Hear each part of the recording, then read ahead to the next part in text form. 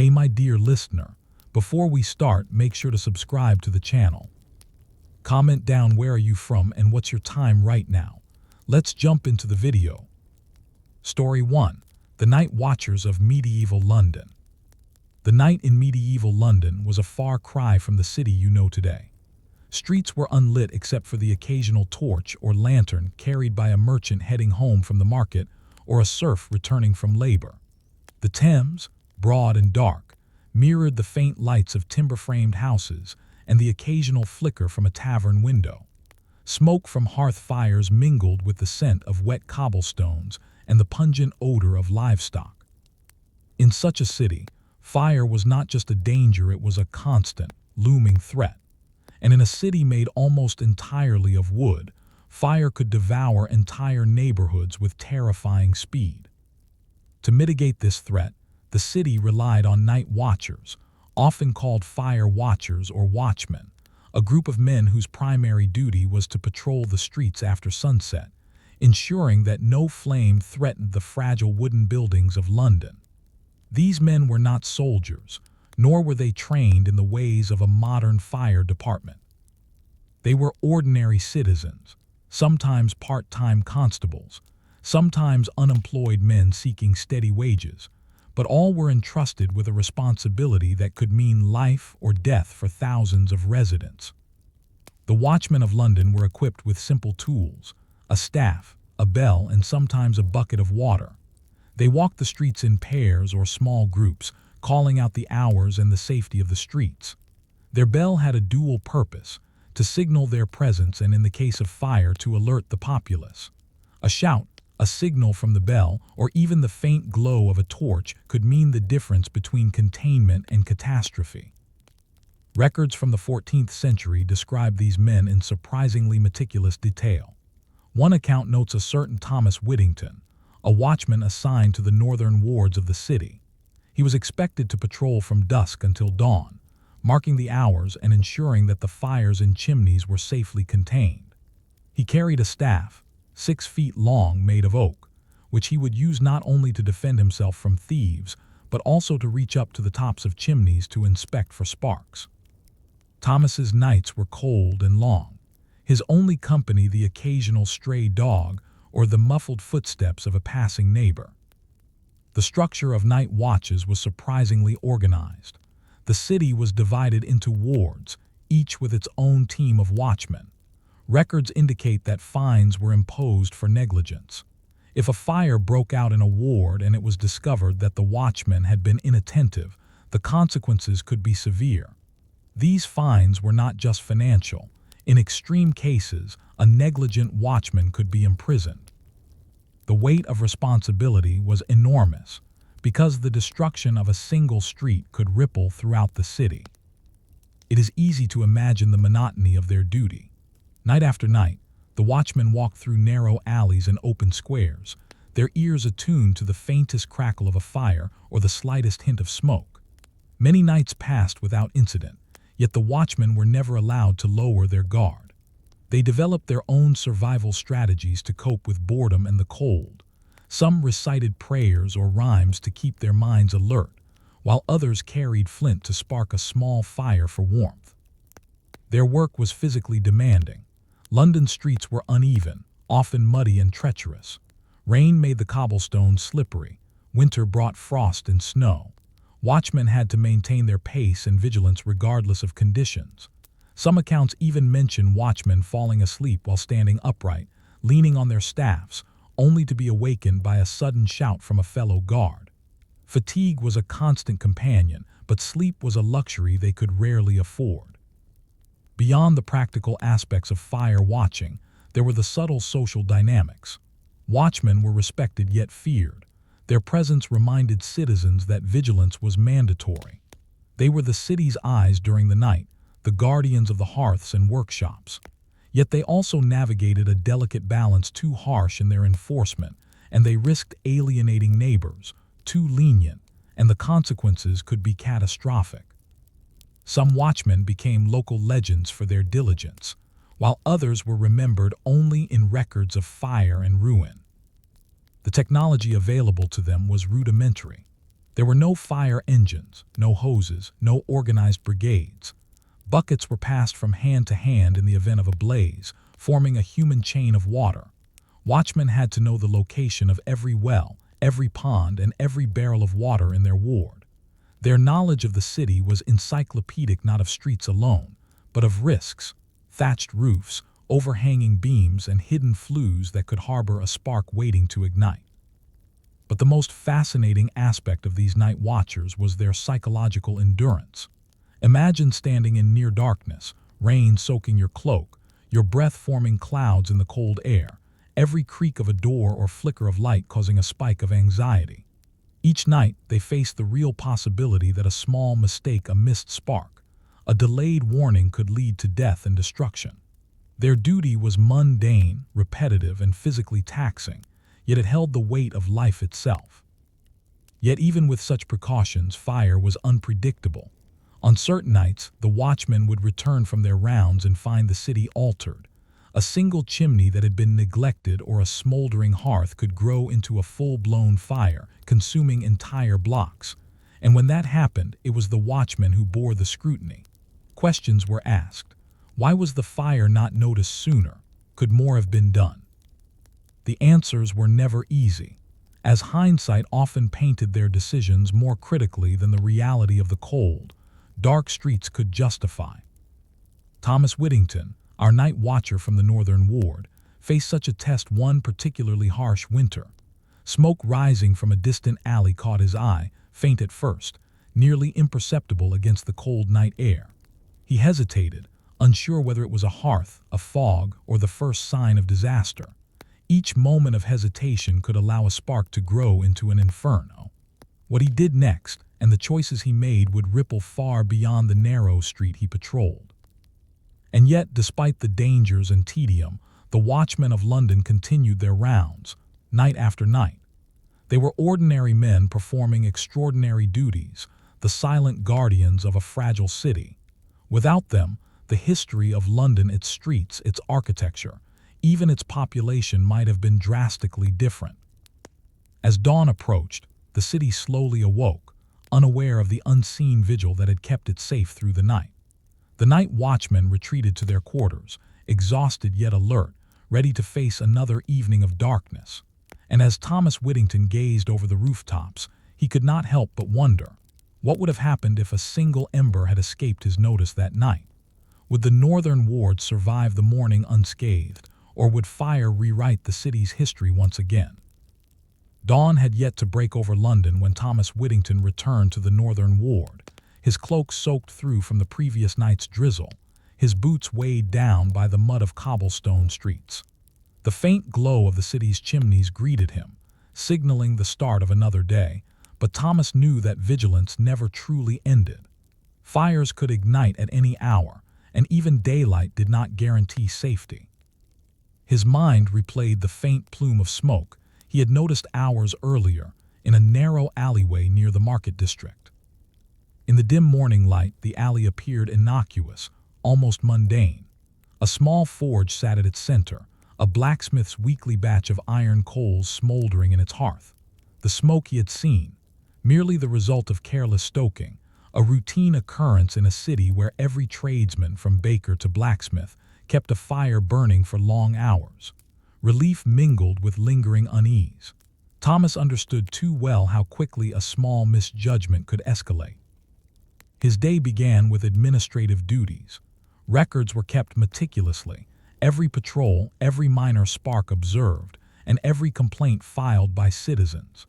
In some ways, the paperwork was as important as the patrol itself. City officials depended on these logs to determine the reliability of their watchmen. A missing entry could mean fines, or worse, the dismissal of a man whose reputation depended on diligence. Thomas's pen scratched across parchment as he recounted the night's observations, noting even the smallest details. The location of loose shingles on a rooftop, a sagging thatch, a chimney in need of repair. The monotony of such records might seem dull to a modern observer, but to Thomas and his fellow watchmen, these details were the lifeblood of their craft. A well-maintained record meant preparation, and preparation meant survival not only for the citizens but for themselves. Negligence was punished not only by law but by the harsh judgment of history. Even a small lapse could lead to destruction, ruin, and death. By mid-morning, Thomas began his rounds once more, this time in daylight, which brought its own challenges. Narrow streets became crowded with merchants, cart drivers, and children playing near the riverbank. Maintaining vigilance in these conditions required a different kind of focus. He had to watch for fires but also for mischief, theft, and accidents that could themselves ignite a blaze. The city was alive with distractions, each a potential threat to safety. The northern ward of London was particularly susceptible to fire hazards. Its buildings, constructed primarily of timber with thatched roofs, were haphazardly arranged. Streets twisted unpredictably, creating narrow corridors where a single spark could leap from one dwelling to the next. Thomas knew every rooftop, every overhanging beam, every crack in the walls. His knowledge was encyclopedic, gained through years of experience and careful observation. Yet even familiarity could lull a man into complacency, a danger Thomas worked tirelessly to avoid. In the market district, he paused by a bakery. The scent of bread, freshly baked and still warm, drifted through the air. Open hearths in such establishments were common, yet they were also potential fire traps. Thomas approached the baker, a man named Henry, and inspected the hearth. He noted that a bundle of straw had been placed too close to the flames. A simple precaution, moving the straw a few feet away, was all that was needed to prevent disaster. Henry complied silently, grateful but slightly embarrassed by the scrutiny. As he moved through the ward, Thomas encountered another challenge: human behavior. Many citizens underestimated the danger of fire.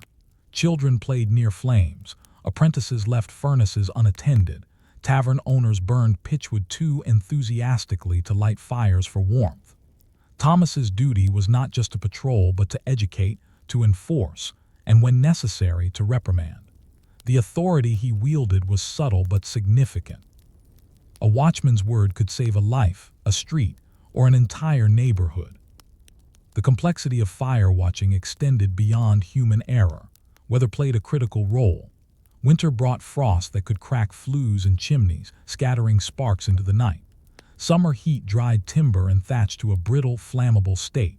Even rain was double-edged. While it could suppress embers, it could also damage structures, weakening them against potential ignition. Thomas had to account for every variable, his mind constantly calculating risk. Yet perhaps the most challenging element was anticipation. Fires did not always announce themselves with smoke or flame. Sometimes, a spark smoldered quietly, hidden behind a wall, beneath a thatch, or in a pile of refuse.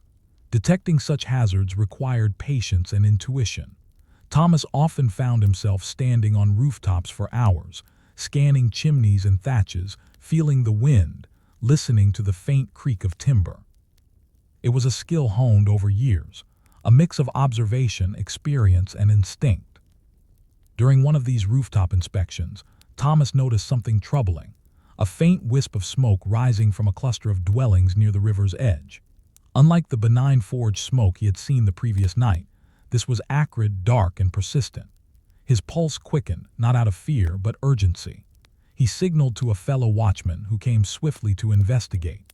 Together, they traced the source to a small warehouse storing tar and pitched a dangerous combination in a city of wooden structures. The danger was immediate. If the fire spread, it could engulf not just the warehouse but neighboring homes and workshops. Thomas quickly organized a bucket brigade, calling on citizens to help ferry water from the river. The effort was exhausting, coordinated chaos, yet it was the very essence of his duty. Every bucket carried, every ember extinguished, was a small victory against the potential annihilation of the ward. Hours passed in this frantic effort, yet the fire remained stubborn. Smoke filled the alleyways, clinging to the cobblestones and searing the lungs of those who fought it. Thomas's hands were blistered, his back sore, but he pressed on. The survival of the ward depended on his perseverance. And as the first light of dawn began to paint the sky in pale hues, the fire was finally subdued, reduced to smoldering embers that would be extinguished with careful tending throughout the day. Exhausted, Thomas stepped back and surveyed the aftermath. No lives had been lost, no homes completely destroyed, yet the warehouse had been partially consumed. He noted each damaged structure, recording them meticulously for city officials. The fire was contained, but the incident left a lingering thought. Despite preparation, despite vigilance, even a single lapse or unnoticed spark could have resulted in catastrophe. The event also highlighted the interdependence of the city's residents. Without the citizens' participation, the watchmen alone could not have controlled the blaze. London's survival depended not merely on the diligence of a few men like Thomas, but on a fragile network of ordinary people, each performing small but critical acts of responsibility. Their efforts, though unremarkable in daily life, were monumental in their consequences. As evening approached, Thomas returned to his post. The night stretched before him, unbroken and full of potential danger. The memory of the warehouse fire weighed heavily, a reminder that vigilance was not merely a duty but a necessity. Each hour he spent patrolling, each ember he watched, was a small act of protection for a city that often took its survival for granted. Thomas could not rest easily. Even in the quiet moments, his mind lingered on the question that had haunted him for decades of service. Was it possible for a city so vulnerable, so dependent on human vigilance, to truly be safe? Or would there always be a fire that could escape even the most diligent watchman's notice? The night after the warehouse fire passed with an uneasy calm. London had survived another day, yet the memory of smoldering tar and pitch lingered in the minds of its citizens, and most of all in Thomas Whittington. He returned to his nightly rounds with a renewed sense of purpose, but also with an understanding of the fragility of his position. Every decision he made, every observation he overlooked, could alter the lives of hundreds. The northern ward, though partially scarred from the fire, began to recover quickly. Merchants rebuilt storage sheds, blacksmiths repaired tools, and neighbors shared what little they could to help families affected by smoke damage. Thomas watched the rebuilding with a mixture of satisfaction and concern. The city's resilience was remarkable, yet he knew that resilience alone could not prevent disaster. Vigilance was eternal, and the lessons of one night's fire could easily be forgotten in the comfort of routine. In the weeks following the blaze, Thomas spent more time educating his fellow citizens. He walked the streets during the day, inspecting chimneys and thatched roofs, offering advice to householders and tradesmen. He spoke patiently to children, demonstrating the danger of sparks and the importance of keeping play away from hearths. Every small conversation was an investment in collective safety, a way to distribute the burden of vigilance across the entire community. Yet Thomas's work was not without friction. Some citizens resented his oversight, seeing the watchman as intrusive or authoritarian. Complaints were lodged with city officials. The watchman interferes too much, or he accuses us unfairly of carelessness. Thomas bore such criticism quietly, understanding that the watchman's authority was subtle and often resented. It was a delicate balance: enforce the rules too strictly, and you risk alienating the very people you seek to protect. Enforce them too leniently, and catastrophe might follow. Over time, the city's officials began to recognize the true value of dedicated watchmen.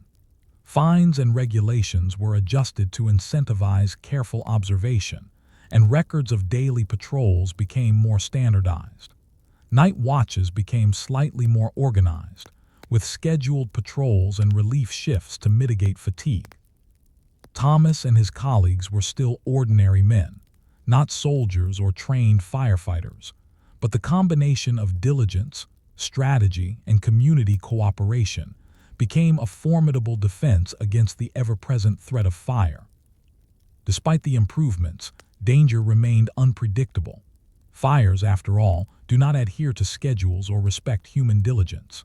Even in the most meticulously patrolled streets, a stray ember from a neglected hearth or a sudden gust of wind could ignite devastation. Thomas had learned that success in his role was not defined by the absence of fires, but by the ability to respond quickly and decisively when they occurred. Every night, every patrol was a test of endurance and judgment. The night of the next major incident came unexpectedly. A strong wind swept across the city, fanning flames from a blacksmith's forge in the Western District. Thomas, alerted by the telltale glow in the distance, ran toward the danger with a small team of watchmen and volunteers. Water buckets were passed hand to hand from a nearby well, the human chain working tirelessly to douse the growing blaze.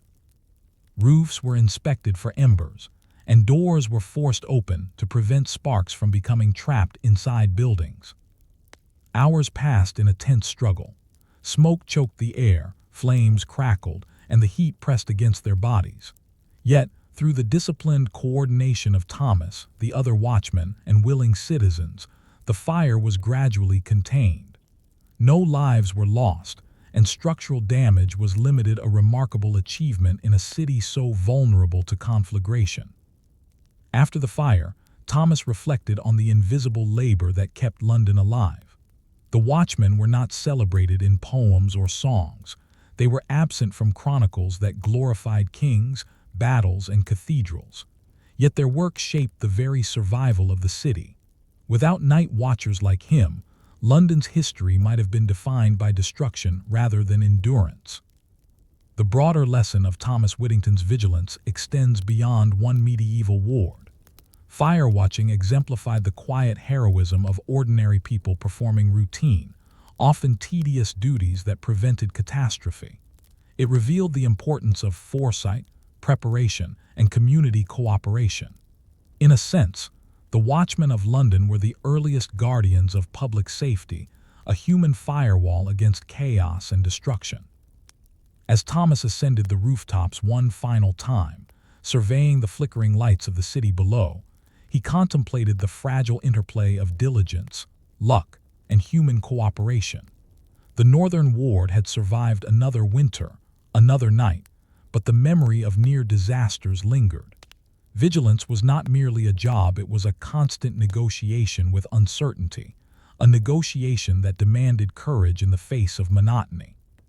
He wondered quietly as he adjusted his staff and listened to the distant clatter of carts and footsteps below. How many cities throughout history relied on the unseen, unheralded efforts of ordinary people like him?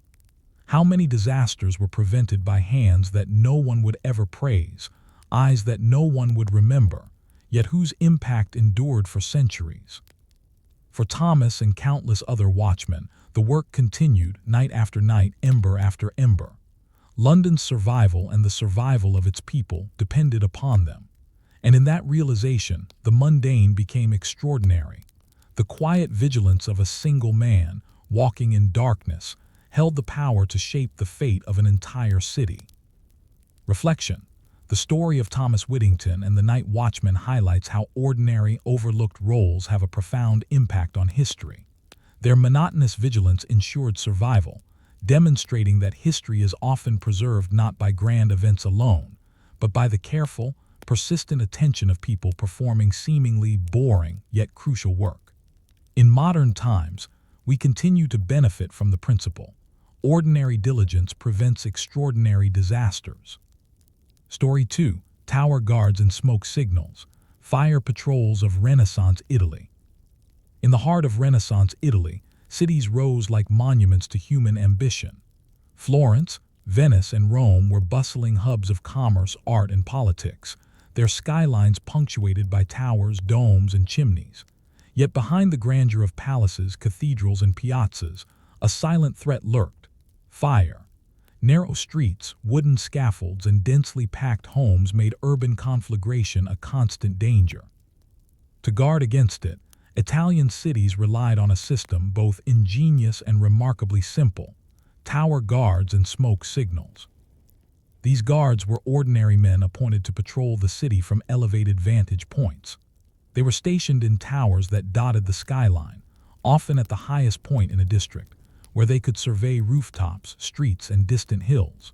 From these heights, a single watchman could observe an entire quarter, their eyes trained to detect the faintest signs of danger: a wisp of smoke rising from a chimney, an unusual glow from a workshop, or the sudden rush of a crowd signaling an emergency. Florence, in particular, depended on such vigilance. The city's architecture, a labyrinth of narrow streets lined with wooden beams and clay tiles, made fire both inevitable and devastating.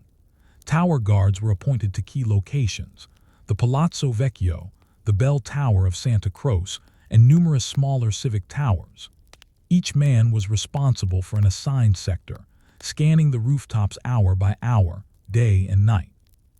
Their equipment was minimal: a spyglass if available, a bell to signal danger, and sometimes a horn or trumpet to summon assistance.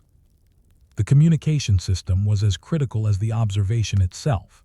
When a watchman spotted a potential fire, he would use a sequence of smoke signals by day or lanterns by night to alert neighboring towers. Each tower had a code. Subtle variations in smoke plumes, flags, or light patterns conveyed specific messages: possible fire, confirmed fire, or immediate danger, request aid.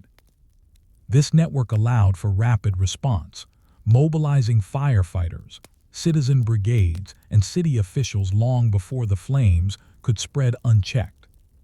The life of a tower guard was solitary, disciplined, and monotonous. Many guards were recruited from among the city's laborers, retired soldiers, or men seeking steady wages in uncertain times. Their work required extreme patience, keen vision, and an almost obsessive attention to detail. Days could pass without incident, yet any momentary lapse could have catastrophic consequences. Unlike city watchmen on the streets, tower guards were isolated. Their vigilance was both mental and physical. They climbed narrow staircases hundreds of feet above the ground, exposed to the elements, their eyes scanning rooftops in every direction. One notable account from 16th century Venice describes a tower guard named Marco di Loreto. Marco was stationed in a modest bell tower overlooking the Canergio district, one of the city's busiest neighborhoods. From his perch, he could see the maze of canals, the crowded piazzas, and the wooden palazzi lining the waterways. Venice was particularly vulnerable. A small spark could ignite a timber-framed building, and fire could leap across canals via bridges and balconies. Marco's nights were long and solitary, often interrupted only by the distant tolling of church bells or the splashing of oars against water. Despite the monotony, vigilance demanded constant alertness. Marco developed strategies to maintain focus. He would mark rooftops, chimneys, and canals in his mental map, assigning risk levels to each structure based on proximity to flammable materials, the presence of workshops, and the condition of roofs. He memorized the layout of the streets below, noting escape routes for citizens in case of fire. During particularly still nights, when the city seemed asleep, he would focus on subtle movements: a flicker of orange light, a faint wisp of smoke, the sudden movement of people gathering below. The tower guards' duty extended beyond mere observation. They were also responsible for early intervention. If a small spark or smoldering fire was detected, guards could attempt preliminary containment using water, sand, or extinguishing blankets stored in the tower. In Venice, where canals provided ready access to water, guards could lower buckets or ropes to assist in dousing flames. Yet these were temporary measures. Their primary goal was to signal the appropriate authorities and mobilize larger firefighting efforts. Communication between towers was a sophisticated system, resembling a primitive form of telegraphy. Historical records describe chains of towers along city perimeters, hillsides, and major thoroughfares. Smoke by day, lanterns by night, and flags or banners could transmit messages across miles of urban landscape. In Florence, a code system was devised. A single column of smoke indicated a minor fire, 2 columns indicated a serious threat, and 3 signaled immediate emergency, requiring full mobilization of city brigades. Guards were trained to interpret these signals rapidly, ensuring a synchronized and effective response. The social role of tower guards was also significant. Citizens understood the importance of their presence, though they rarely interacted directly with them. A tower guard was a symbol of safety, a quiet sentinel ensuring the city's survival. Merchants, artisans, and households would monitor the sky, watching for signals and responding when necessary. The success of the system relied not only on the guards' vigilance, but on the cooperation of the entire urban population, a delicate interdependence that could prevent disaster or exacerbate it. Yet even with such measures, fires were inevitable. The densely packed wooden structures, combined with human error and flammable goods oils, pitch, hay, and timber, meant that no city was ever truly safe. Historical accounts detail several near disasters that were averted only through quick action and coordination. In Venice, a fire in the Rialto district nearly destroyed an entire row of merchants' warehouses.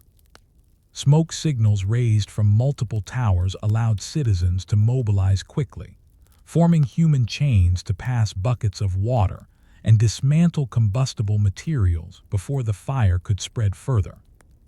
The life of a tower guard was as much psychological as physical. Isolated for hours, exposed to harsh weather, and charged with immense responsibility, these men developed routines to stay alert. Some recited prayers or poetry. Others used small exercises or mental puzzles to maintain concentration. Marco di Loreto, for instance, memorized the genealogy of Venice's leading families and the location of their workshops, using it as a mental framework to keep his mind active. The monotony of observation was punctuated by moments of sudden urgency, which required immediate decision-making and clear-headed action. By the end of his watch, Marco often descended from his tower exhausted yet vigilant. The city had survived another day, but the memory of previous fires and the knowledge of potential dangers weighed heavily on his mind. His life was defined by patience, observation, and a deep understanding of risk. Every night spent at the top of a tower, scanning the horizon, was a silent negotiation with fate itself, a human effort to forestall disaster in a city that gleamed with beauty but teetered on the brink of destruction. The question that haunted tower guards like Marco, even after a successful watch, remained unresolved. How long could a city built of wood, densely packed streets, and human error endure, even with the vigilance of its towers and the sophistication of smoke signals? Was survival a product of diligence, or simply a matter of chance against the unpredictable nature of fire? The weeks that followed Marco di Loreto's first significant watch were uneventful, yet that calm was deceptive. Renaissance cities, with all their splendor, carried the constant risk of conflagration, a reality that Marco and his fellow tower guards never underestimated. Each day brought new hazards: bustling markets, careless artisans, open flames, and dense housing that seemed designed to propagate fire. The city's reliance on human vigilance made every hour of observation a delicate dance between monotony and catastrophe. Marco's nights became increasingly structured, almost ritualistic. He began with a systematic scan of rooftops, chimneys, and canals, dividing his field of vision into grids in his mind. Every tile, every wooden beam, every corner was memorized and assessed for risk. A faint curl of smoke rising from a distant chimney might be harmless, yet it could also signal the start of disaster. Experience taught him the importance of never dismissing any anomaly, no matter how small. Guard towers themselves varied in size and accessibility. Some were simple stone structures, barely large enough to hold a single man and his supplies. Others, like the Bell Tower in Canergio, were multi-storied with multiple observation levels. From the uppermost floors, Marco could see across the district, noting the undulating roofs and intersecting canals below. From this height, a single spark became visible from miles away, and every shadow on the horizon might signal danger or mischief. During one particularly dry summer, Marco's vigilance was put to a severe test. The air was thick with dust, and the heat had turned wooden scaffolds brittle. Fires had already started in neighboring cities, spreading through careless burning of fields and warehouses. In Florence and Venice, the authorities were on high alert, and tower guards like Marco were acutely aware that their city could be next. One evening, as the sun dipped below the horizon and the city's lights flickered to life, Marco spotted a faint plume of smoke rising near a cluster of workshops along the canal. At first, it was barely visible, a thin wisp against the darkening sky. He raised his spyglass, focusing on the source, a blacksmith's forge, the coals dangerously close to wooden beams storing timber for construction. The fire had not yet taken hold, but the risk was immediate. Marco immediately signaled neighboring towers using a sequence of lanterns. Each tower responded with confirmation, and soon a network of citizens and watchmen was mobilized. The canals became channels of communication and water supply. Bucket brigades formed as citizens worked tirelessly to douse the embers. Marco coordinated from his tower, shouting instructions, estimating distances, and watching for the spread of smoke. Every decision he made carried weight, for a single miscalculation could turn a minor incident into a disaster. As the fire was brought under control, Marco reflected on the precariousness of the system. Unlike a modern fire department with pumps and engines, the Renaissance model relied on human coordination, observation, and rapid response. Success depended on the readiness of ordinary citizens to act, the accuracy of signals, and the diligence of every tower guard. There were no guarantees, only preparation, vigilance, and a willingness to confront the chaos that threatened the city. The psychological demands of the job were immense. Marco and his fellow guards often spent hours on edge, scanning every corner of the skyline, anticipating sparks, and interpreting subtle changes in the environment. Sleep was minimal, fatigue was constant. Some guards developed coping mechanisms, reciting prayers, mentally tracing the city's streets, or reviewing past incidents to keep their minds alert. Yet even these routines could not entirely quell the tension of potential disaster. During particularly dry seasons, the city's officials introduced additional measures to support the tower guards. Roofs were cleared of debris, wooden shutters were replaced with stone or tile when possible, and workshops were required to maintain fire-resistant containers for coals and pitch. Marco observed these changes with approval, recognizing that vigilance alone could not eliminate risk. Prevention through preparation was equally essential. The collaborative nature of fire prevention also extended to communication with civic authorities. Tower guards were expected to keep detailed logs, noting every suspicious ember, minor smoke plume, and emergency response. These logs were reviewed regularly by city officials to assess the effectiveness of patrols, identify high-risk areas, and adjust strategies. Marco took meticulous notes, aware that errors or omissions could compromise not only his reputation, but the safety of the entire district. Despite these precautions, disasters still occurred. Fires in Renaissance cities often spread rapidly due to the density of wooden construction, the proximity of flammable materials, and the unpredictability of wind. Marco witnessed firsthand how quickly a small spark could ignite chaos. On one occasion, a workshop storing pitch and tar caught fire during the night. The flames spread to neighboring structures before the tower signals could mobilize the full response. Though the damage was contained to a single block, the incident reinforced the fragility of even the most carefully maintained vigilance systems. Through these experiences, Marco developed a deeper understanding of human behavior under pressure. Citizens could panic, ignore signals, or act impulsively, sometimes exacerbating the danger. Effective fire prevention required not only observation but leadership, the ability to coordinate responses, manage crowds, and maintain calm under extreme stress. In many ways, the tower guard was not merely a watcher but a strategist, psychologist, and emergency manager rolled into one. By the end of the summer, Marco reflected on the delicate balance of life in Renaissance Venice. The city's beauty and prosperity depended on vigilance, preparation, and collaboration. Tower guards were its unseen sentinels, ordinary men performing extraordinary duties. Yet Marco could not ignore the lingering uncertainty. Despite careful observation, smoke signals, and citizen cooperation, Was the city ever truly safe? Could a single spark in the wrong place undo months of diligence, turning civilization into ruin in the blink of an eye?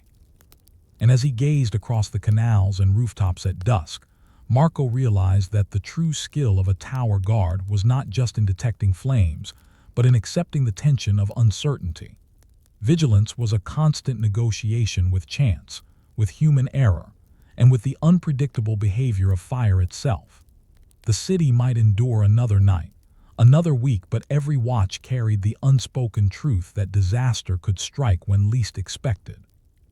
Night fell over Venice, painting the canals in silvery moonlight and casting long shadows from the bell towers and palazzi. Marco di Loreto climbed once more to his post in the Canergio Tower, his cloak damp from the evening mist, his eyes trained on the horizon. The city below was quiet, almost serene, yet Marco knew better. Venice's beauty and fragility coexisted uneasily. Every night, the city risked being consumed by its own splendor. The lessons of the past weeks weighed on him. Fires had erupted in neighboring districts, smoldering in workshops, threatening warehouses, and racing along the canals when wind gusts were strong.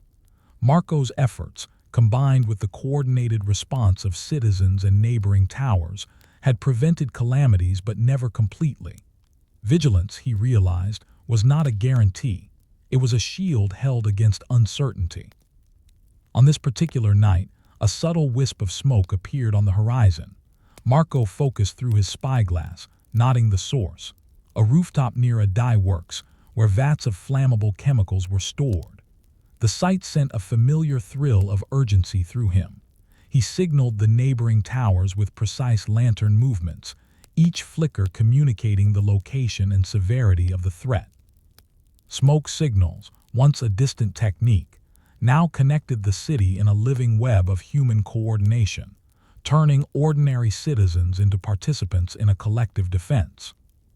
Buckets were lowered into the canals, and volunteers began forming human chains. Marco's voice carried over the water, directing efforts, assessing risk, and prioritizing intervention. In the chaos of the moment, the monotony of previous watches evaporated. Every decision mattered: where to deploy volunteers, which fires to contain first, and when to pull back to avoid injury. The city's survival rested on these split-second judgments. Hours passed, filled with shouts, splashing water, and the acrid scent of smoke. Marco moved between observation and coordination, climbing staircases and leaning over railings to direct attention where it was most needed. Sweat soaked his brow and fatigue threatened to slow him, yet the urgency kept his mind sharp. By dawn, the fire was finally contained, though not without damage. The dye works suffered partial destruction, and nearby homes were scorched. No lives were lost, but the incident underscored the city's constant vulnerability. In the aftermath, Marco recorded every detail meticulously: the wind's direction, the speed at which the fire spread, the time it took for signals to mobilize assistance, and the response of citizens. His log became part of a growing archive used by Venetian authorities to improve fire safety. Each incident, whether fully contained or partially destructive, served as a lesson in human coordination, preparation, and vigilance. Over time, Marco and his fellow guards became the unheralded architects of the city's resilience. They trained new recruits, refined signal codes, and collaborated with civic officials to introduce preventive measures: stone rooftops, cleared alleyways, and reinforced storage for flammable goods. Venice, like Florence and other Renaissance cities, became a model of early urban fire management, not because disasters ceased to exist, but because ordinary people were trained, organized, and ready to respond. Yet Marco understood the limits of human vigilance. Fires were inherently unpredictable. A careless act, a forgotten ember, or an unexpected wind could undo months of preparation. Tower guards like him were not infallible. Their skill lay in anticipation, rapid response, and the ability to organize others under extreme pressure. Venice survived night after night not through luck alone, but through the tireless commitment of ordinary men performing extraordinary tasks, in a web of communal effort. As Marco watched the first rays of sunlight glint across the canals, he reflected on the broader meaning of his work. Renaissance cities were symbols of ambition, art, and human ingenuity, but they were also fragile, dependent on systems of observation, communication, and civic cooperation that required constant maintenance.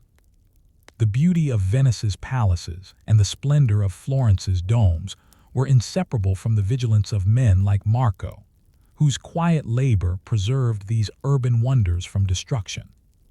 The story of Marco di Loreto concludes not with dramatic triumph but with reflection. Fire watching was never glamorous. It was repetitive, exhausting, and often thankless. Yet it was essential.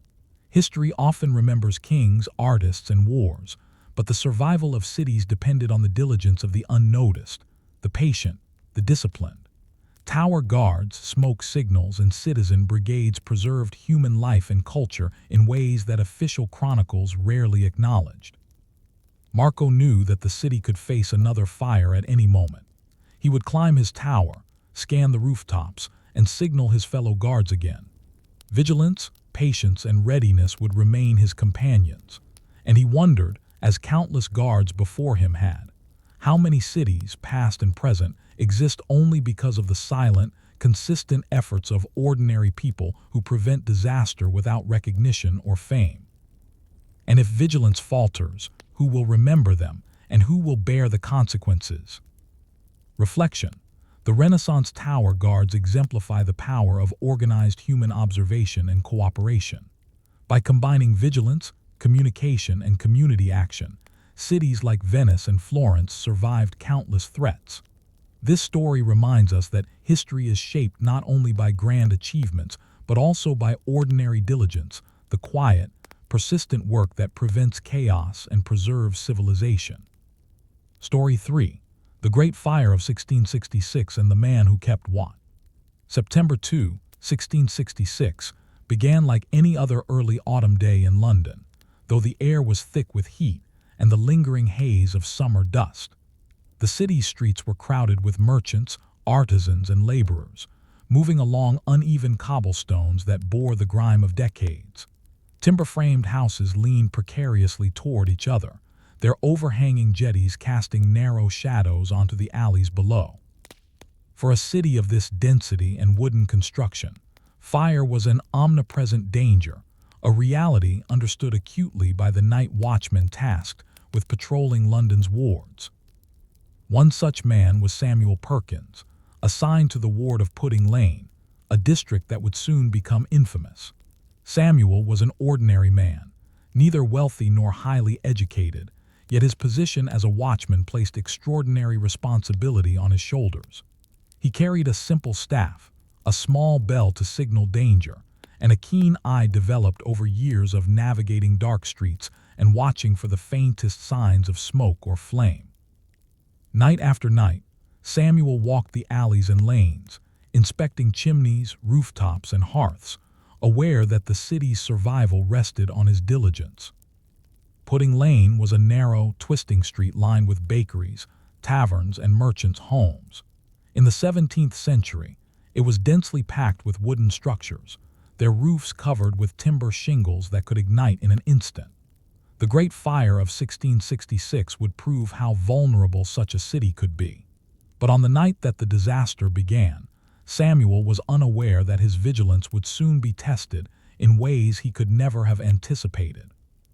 The evening was unusually dry, and the wind carried a faint heat from the city's bustling heart. Samuel's rounds were methodical. He climbed rooftops when necessary, listened at chimneys for unusual crackling, and checked hearths in taverns and bakeries. The routine was repetitive but crucial. A spark missed by a careless apprentice could easily ignite an inferno that no bucket brigade could contain. That night at the bakery of Thomas Foreigner, a fire began quietly. Foreigner had retired for the evening, unaware that a stray ember had fallen into combustible materials near his oven. The fire smoldered, producing little smoke, and might have remained unnoticed if not for Samuel's diligence. His rounds brought him to the bakery, and he noticed a faint glow escaping from the oven flue. At first, it seemed insignificant, just another ember, yet something about the subtle flicker unsettled him. Samuel attempted to intervene immediately. He alerted Foreigner, who fetched buckets of water to contain the nascent flame. They worked together to smother it, pouring water over the oven and stirring ashes to ensure no embers remained. Yet the fire had already taken hold in hidden recesses beneath floorboards and in nearby timber. By the time Samuel realized the extent of the hazard, the fire had grown beyond their immediate control. The next few hours illustrated the fragility of human vigilance. Samuel and his fellow watchmen attempted to raise the alarm, ringing bells and alerting neighboring wards. Residents hurried to douse flames with buckets of water, but coordination was slow, and wind scattered sparks across the rooftops. Pudding Lane, so familiar to Samuel, became a landscape of hidden dangers. Every chimney, every overhanging beam, every stacked bundle of firewood was a potential catalyst for disaster. The fire spread with terrifying speed. London's streets, narrow and winding, funneled heat and smoke like chimneys themselves. Timber houses leaned against each other, and a single spark could ignite an entire row. Samuel moved frantically, directing citizens, inspecting chimneys, and attempting to prevent the blaze from reaching adjoining buildings. Yet despite his efforts, the fire grew beyond human control. As the night deepened, Samuel observed something that would haunt him for the rest of his life. The flames leaping across streets, propelled by wind and fueled by decades of accumulated wood and pitch. Smoke choked the air, obscuring vision and burning lungs. Citizens fled, some carrying their belongings, others simply seeking safety. Samuel continued his rounds, ringing bells and shouting warnings, aware that his vigilance might save some lives even if the city itself could not be saved. By dawn, the magnitude of the situation became clear. What had begun as a small, nearly imperceptible ember in a single bakery had escalated into a fire that engulfed entire wards. Samuel, exhausted and scorched by heat, realized that the ordinary duty of a watchman, routine observation, preventive vigilance, and immediate intervention, was insufficient against the confluence of human error, urban density, and environmental conditions.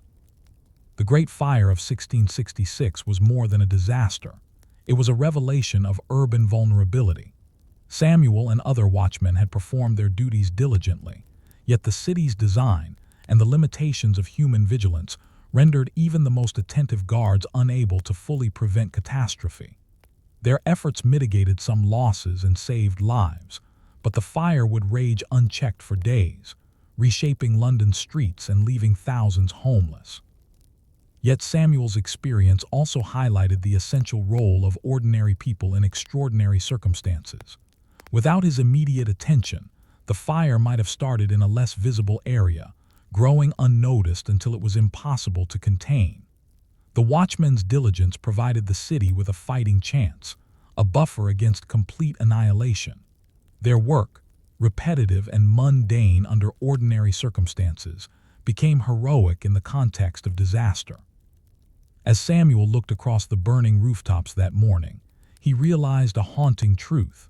Even the most vigilant watchman cannot control every spark, every gust of wind, or every human error, but constant observation, preparation, and rapid response can still shape the outcome of catastrophe, saving lives and preserving fragments of civilization. The morning after the fire began, Samuel Perkins stood atop a charred rooftop, surveying a city transformed. Smoke hung like a shroud over London, curling in black tendrils above streets that were now chaotic with fleeing citizens. The fire, which had begun in the modest bakery on Pudding Lane, had spread with alarming speed, driven by wind and dense wooden construction. It was no longer a local threat. It was a citywide emergency. Samuel moved quickly, coordinating with other watchmen and citizen brigades. Bells rang incessantly, and voices shouted across alleys and courtyards, directing efforts to control the spread of flames. The human response, though determined, was hampered by the fire's speed. Buckets of water passed from hand to hand, but the volume was insufficient against the roaring inferno. Roofs collapsed, streets became impassable, and entire blocks were threatened. Every choice Samuel made could alter the fire's path or determine whether it claimed another building entirely. The city's design, once praised for its intricate streets and dense commerce, now became a liability. Narrow lanes funneled both wind and flame, while overhanging timber beams allowed fire to leap from one house to the next. Warehouses stored pitch, timber, and flammable oils, creating pockets of extreme danger. Samuel realized that his vigilance, though critical, was only part of a larger struggle. The city itself was a tinderbox waiting for a spark to ignite catastrophe. Citizens fought valiantly alongside the watchmen. Merchants grabbed water from wells in the Thames. Apprentices tore down walls and shingles to create fire breaks, and neighbors rescued what belongings they could carry. Samuel directed these efforts tirelessly, moving from street to street, ensuring that human labor was applied strategically rather than wasted. The fire had turned ordinary citizens into emergency responders, their collective actions making the difference between controlled damage and total destruction. Yet despite the coordination, the fire was relentless. Samuel noted patterns he had never before encountered in his years of patrols. Winds shifted unpredictably, carrying sparks across streets and alleys. Chimneys cracked under the heat, sending flames onto rooftops below. Smoke obscured vision, causing confusion, and in some cases, miscommunication led to water being directed to less critical areas while more dangerous spots remained vulnerable. The fire's behavior revealed both the limits of human planning and the chaos inherent in uncontrolled urban blazes. Throughout the day, Samuel observed the city's infrastructure fail under pressure. Fire engines, rudimentary as they were, could not keep pace. Watchmen exhausted themselves running from block to block. Timber collapsed into flames. Streets were impassable with debris, forcing citizens to improvise makeshift barriers and fire breaks. Samuel's prior training, his intimate knowledge of rooftops and streets, became a crucial advantage, allowing him to anticipate the fire's movements and direct limited resources effectively. The scale of destruction revealed the vulnerability of London's ordinary population. Homes, shops, and warehouses burned indiscriminately, and thousands were left homeless in a matter of hours. Yet Samuel's vigilance prevented even worse loss. By identifying emerging fires early, coordinating citizen response, and prioritizing critical areas such as warehouses storing essential supplies, he and his fellow watchmen mitigated what could have been total devastation. Despite the heroism of the watchmen and citizens, frustration mounted. Samuel realized the harsh truth of urban fire. It was not merely a matter of observation or response, but of human limitation. No matter how diligent, no matter how coordinated, the density of the city and the flammable materials within it imposed constraints beyond human control. The fire's momentum often outpaced even the fastest human intervention. Night fell again over London, and the city glowed orange beneath a sky thick with smoke. Samuel climbed to a rooftop to rest for a moment, surveying the devastation.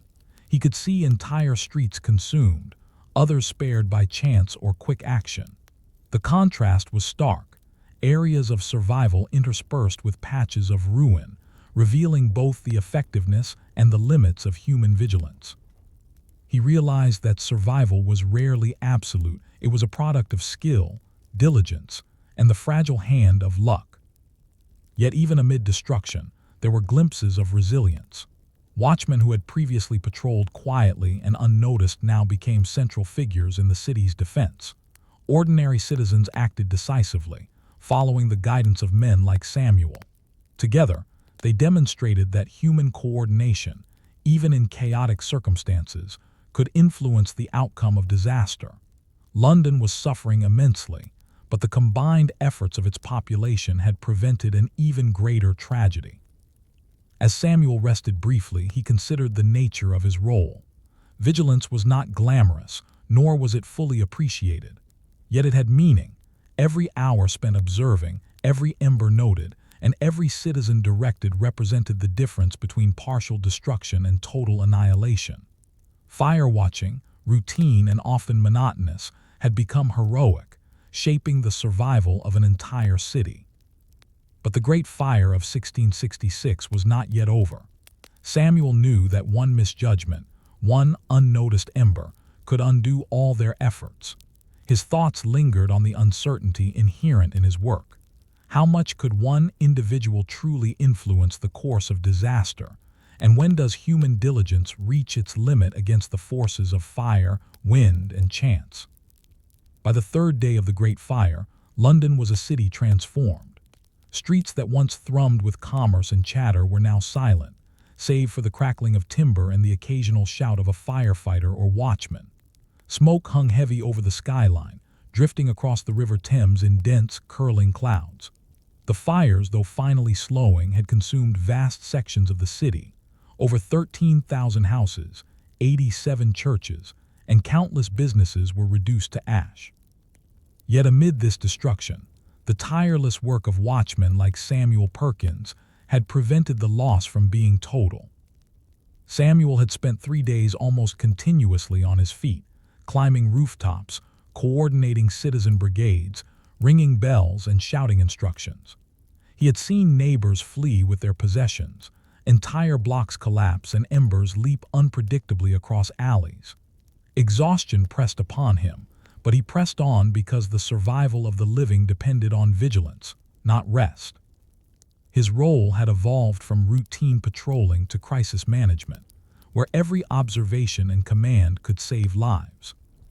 The fire's spread revealed both the vulnerability and resilience of human settlements.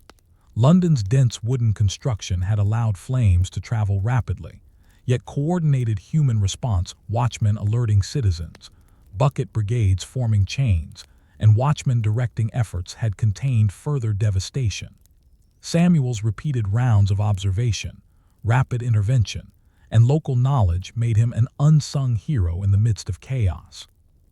Though the city itself bore the scars of disaster, thousands of lives were spared because ordinary people, guided by the diligence of watchmen, had acted decisively. The aftermath demanded careful reflection. Samuel and his fellow watchmen meticulously documented the fire's progression, which buildings fell first, how wind carried sparks, and where human intervention succeeded or failed. These records became invaluable, informing future urban planning, fire safety regulations, and the development of professional firefighting efforts. While Londoners mourned the loss of homes and businesses, they also learned lessons about vigilance, preparedness, and the fragile relationship between human life and urban infrastructure. Samuel understood that his own heroism was largely invisible. He was not a soldier on the battlefield, nor a statesman shaping policy. His courage and skill were exercised in quiet streets, atop chimneys, and along collapsing rooftops. He did not receive accolades, yet his labor had tangible impact. By remaining vigilant, he had reduced fatalities, directed resources efficiently, and prevented the fire from spreading even further. The ordinary diligence of a single man, combined with the efforts of others, had tangible historical consequences. The city slowly began the arduous process of rebuilding. Streets were widened, timber structures replaced with brick and stone, and fire breaks became a standard part of urban planning. Citizens who had witnessed the fire understood the importance of preventive vigilance, and watchmen gained recognition as critical participants in public safety. Samuel continued his duty, but with a changed perspective. He now saw his role not just as patrolling streets, but as part of a larger system of civic resilience, where preparation and observation could shape outcomes against seemingly uncontrollable forces. The Great Fire also revealed the limits of human control. Even with watchmen, bucket brigades, and alarms, certain forces whined, dry timber, and accident could overwhelm the most disciplined response. Samuel realized that vigilance could reduce risk, but it could not eliminate it entirely. Survival depended on preparation, observation, rapid action, and sometimes sheer luck. The fire had shown both human frailty and human resilience in equal measure. Reflecting on those nights of constant vigilance, Samuel pondered the broader significance of ordinary work. History remembers kings, generals, and dramatic events, yet the survival of London depended on men like him, watchmen who patrolled, observed, and coordinated quietly, often unrecognized. The fire could have destroyed the city entirely, but human diligence, coordination, and courage mitigated its worst effects. Ordinary labor, repeated consistently, shaped extraordinary outcomes. Samuel's thoughts returned to the night it all began, the small ember in Foreigner's bakery, barely noticeable yet potent enough to ignite catastrophe.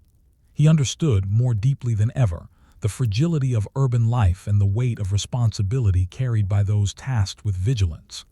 Every ember, every spark, every overlooked hazard had the potential to change history. The fire had ended, but its lessons endured. As he walked through the charred streets in the early morning light, Samuel realized that fire watching was not simply a job, it was a covenant with human survival. Ordinary diligence, patient observation, and coordinated action had shaped the course of the city's history. Yet he could not escape the lingering question that haunted him. If vigilance falters, even for a single night, what disasters lie waiting to rewrite history, unseen and unstoppable, in the shadows of ordinary life? Reflection. The Great Fire of 1666 demonstrates the crucial role of ordinary vigilance in extraordinary circumstances. While history often celebrates dramatic events and famous figures, it is the persistent, patient labor of ordinary people, watchmen, citizens, and coordinators that determines survival. Samuel Perkins' story reminds us that human resilience often lies in quiet, unglamorous diligence, a lesson that resonates even in modern urban life. Story 4. Coal, Smoke, and Cinders. Industrial-era fire lookouts in England. By the early 19th century, England had transformed into an industrial powerhouse.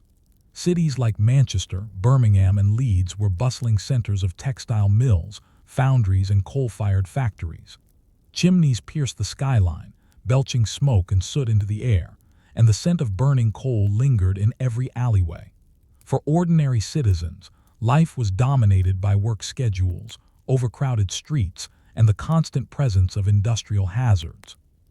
Among the most insidious of these dangers was fire. Urban fires in the industrial era were no longer confined to timber houses and narrow lanes. Factories stored vast quantities of flammable materials: cotton bales, oils, pitch, and coal dust. Steam engines produced heat and sparks, and chimneys could ignite roofs or nearby buildings if poorly maintained. The rise of industrial cities created a new class of observers: fire lookouts, men whose job was to climb towers, scan the smoke-filled horizons, and raise alarms at the first sign of flame. One such man was Henry Cartwright, a coal inspector turned fire lookout in Manchester. Henry was recruited for his keen eyesight and methodical nature, skills honed by years of examining coal quality and understanding the behavior of smoke. His vantage point was a tall observation tower at the edge of the industrial district, giving him a panoramic view of mill rooftops, warehouses, and the winding canals that carried raw materials through the city. From this height, Henry could distinguish between ordinary coal smoke and the ominous glow of fire. Henry's daily routine was rigid. He arrived before dawn, ascending narrow iron staircases to reach the observation platform. Once above the city, he would begin a methodical scan: smoke plumes from chimneys, steam from engines, flickering reflections on windows, and the occasional flicker of an uncontrolled spark. Unlike medieval watchmen, Henry had to filter an overwhelming amount of visual noise. Factories constantly emitted smoke, chimneys glowed with red-hot embers, and steam created artificial clouds that could obscure real danger.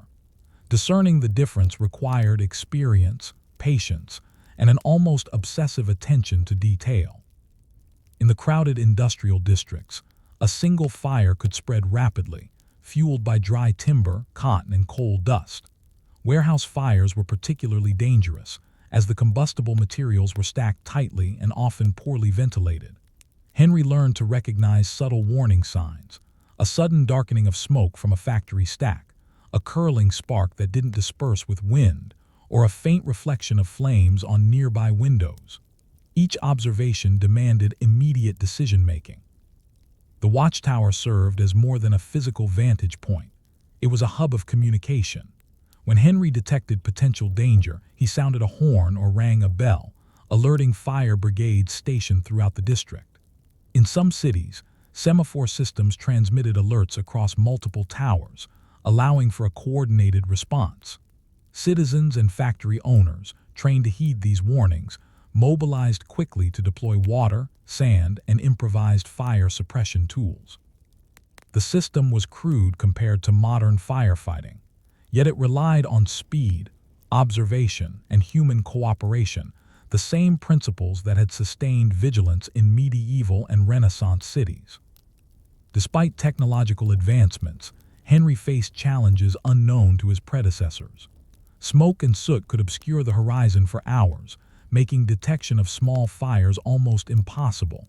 Industrial chimneys sometimes exploded, sending sparks across streets, and coal dust in enclosed spaces could ignite catastrophically. Moreover, factories often resisted regulations, prioritizing production over safety.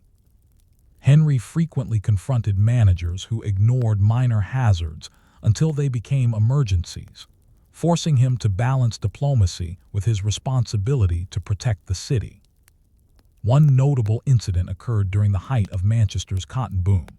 Henry noticed a darkening of smoke from a textile mill near the canal. The initial observation seemed minor, easily dismissed as ordinary chimney soot, but Henry's experience told him otherwise. He immediately alerted the city brigades, who rushed to the mill. Their swift action prevented the fire from spreading to adjacent warehouses, likely averting a disaster that could have consumed several city blocks. For Henry, this was a confirmation that constant vigilance mattered. Even a single minute's attention could prevent catastrophe. The life of a fire lookout was solitary and repetitive, yet filled with latent tension. Hours passed with nothing to observe, broken only by the movement of smoke or the occasional flare of light. During lulls, Henry documented his observations, noting the locations of new chimneys, potential hazards, and structural weaknesses in factory rooftops. These records informed future inspections and improvements, embedding lessons learned into the city's evolving safety protocols. Henry also understood the social dynamics of his role. Unlike medieval watchmen or Renaissance tower guards, industrial lookouts operated in cities dominated by commerce, labor disputes, and rapid urbanization. Factory owners, employees, and residents often clashed over safety measures. Henry's authority was derived from civic law, yet he relied heavily on persuasion, urgency, and public cooperation to ensure hazards were addressed before they became catastrophic. Observation alone was insufficient. Mobilizing human action was equally critical. As evening descended, Henry observed the city bathed in the orange glow of gas lamps. Chimneys belched their usual smoke, workers returned home, and the hum of industry slowed. He remained vigilant, scanning for irregularities, noting that in industrial cities, danger could ignite anywhere at any hour. Fires were inevitable, but with watchful eyes and coordinated action, the damage could be mitigated. The responsibility weighed heavily, yet it also provided a sense of purpose. Henry's diligence directly influenced the safety and survival of thousands. And yet, even as he climbed down from the observation tower that night, a lingering thought gnawed at him. In a city fueled by coal, fire, and relentless production, how many hazards remained invisible, waiting for the slightest lapse in vigilance to erupt into disaster? Could human observation ever truly keep pace with the accelerating machinery of the industrial age? The industrial cities of England in the early 1800s were marvels of productivity, yet they were precarious landscapes. Manchester, Birmingham, and Leeds throbbed with the relentless hum of machinery, and the dense grid of factories, warehouses, and workers housing made fire a constant threat. For Henry Cartwright, the fire lookout, vigilance was no longer a matter of routine. It was a daily negotiation with chaos. Every ember, every spark, every unobserved flue could determine whether an ordinary workday ended safely or in disaster. Henry's mornings began long before sunrise. He climbed the iron staircase of his observation tower, chest tightening from the cold morning wind and soot-laden air. From the platform above the city, the horizon was a patchwork of smoke, brick, and glass.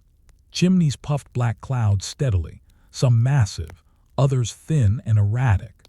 The challenge was distinguishing routine industrial emissions from subtle signs of real danger. A careless eye could mistake ordinary coal smoke for an early blaze or miss a threatening fire until it was too late. Industrial fires often started quietly. A single spark could ignite coal dust in enclosed spaces. A cotton bale might smolder unnoticed, or a neglected furnace could ignite wooden supports. Henry had learned to recognize microsignals in the smoke: a sudden shift in color, a denser plume rising from a rooftop, or a faint glow reflected in the haze. Years of observation had trained him to see patterns invisible to ordinary citizens, patterns that revealed fire before it became destructive. One humid summer afternoon, Henry noticed a subtle reddish flicker near a dye works along the canal. At first glance, it could have been a reflection from the sun or an ordinary furnace glow, but Henry's intuition, honed over months of observation, warned him otherwise. He sounded the horn, alerting brigades stationed throughout the district. Workers formed bucket chains, sand was poured over flammable materials, and supervisors evacuated employees from the nearby warehouses. Minutes later, the small spark had ignited cotton stored dangerously close to wooden beams, but because Henry acted early, the fire was contained before it could spread to neighboring factories. The incident highlighted the challenges of industrial vigilance. Smoke, soot, and heat created a constantly changing environment. Chimneys erupted unpredictably, steam obscured visibility, and factory owners often prioritized production over safety. Henry frequently had to advocate for precautionary measures, clearing roof debris, securing flammable materials, and inspecting chimneys for cracks. Resistance from managers or laborers sometimes delayed action, forcing him to rely on persuasion and urgency rather than authority alone. His success depended not only on observation, but on communication, leadership, and foresight. Industrial lookouts were also acutely aware of human limitations. Exhaustion, distraction, and routine lapses could allow sparks to go unnoticed. Henry devised methods to counter fatigue, scanning systematically in grids, taking brief notes on high-risk sites, and mentally rehearsing response strategies. He understood that even a momentary lapse could escalate into disaster, and his personal vigilance had to compensate for the limitations of others. The industrial landscape created hazards unprecedented in human history. Coal dust, when disturbed, could explode. Steam engines emitted sparks capable of igniting roofs, and poorly maintained furnaces were tinderboxes waiting for a mistake. Even a small error, a delayed bucket of water, a misread chimney could cascade into devastation. Henry understood the scale of responsibility on his shoulders. He was not merely observing a single street, but monitoring a network of interdependent factories, warehouses, and residences, each one a potential source of disaster. During particularly dry periods, the city introduced additional precautions. Firewatch towers were reinforced, lookout shifts lengthened, and brigades stationed strategically throughout industrial districts. Henry coordinated with civic authorities, relaying observations and recommending preventive measures. These measures reduced some risks but could not eliminate them entirely. Industrial cities thrived on speed, volume, and profit, often at the expense of safety. Vigilance had to compensate for the inherent dangers of rapid production. Even with these systems in place, fires remained an ever-present threat. In 1824, Henry witnessed a minor conflagration in a cotton warehouse. The fire spread rapidly, consuming bales and wooden flooring, yet coordinated response prevented adjacent factories from catching. The event reinforced the importance of observation, swift signaling, and citizen participation. Each successful intervention was a testament to human resilience, while each near disaster reminded Henry of the fragility of urban life in the age of coal and industry. By nightfall, Henry would descend from the tower, lungs heavy with soot, eyes strained from constant scanning, and muscles aching from hours of tension. Yet he felt a quiet satisfaction. The city had survived another day, its people largely unharmed, and factories remained operational. His labor, repetitive and often unnoticed, had tangible consequences. The survival of the industrial districts depended not on laws or technology alone, but on the diligence of men like Henry, whose patient observation mitigated catastrophe. And yet, as Henry gazed across the darkened cityscape, lit only by lanterns and furnace glows, he was reminded of the precariousness of his task. Every ember, every overlooked flue, every exhausted worker represented a potential disaster. The industrial city was a complex machine, magnificent and dangerous, and human vigilance was its fragile safeguard. He wondered quietly, as he often did, could human observation keep pace with the accelerating machinery of industry, or were accidents simply inevitable, waiting for the moment vigilance faltered?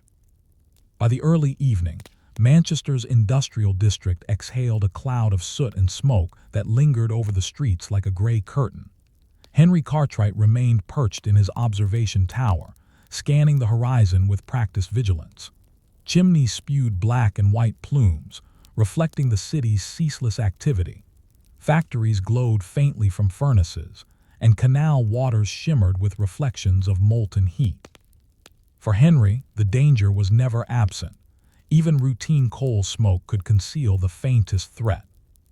The life of a fire lookout was a constant tension between monotony and urgency. Hours passed without incident, then a sudden spark or shift in the smoke's pattern could demand immediate action. Henry had witnessed the consequences of hesitation. Minor fires that might have been contained became full-blown infernos. Each observation required him to filter layers of smoke, soot, and steam, distinguishing ordinary industrial activity from danger that could consume entire blocks. On one particularly tense night, a warehouse storing cotton and pitch emitted an unusual red glow from its chimneys. Henry's instinct warned him that something was wrong. He sounded the alarm, signaling the brigades stationed throughout the district.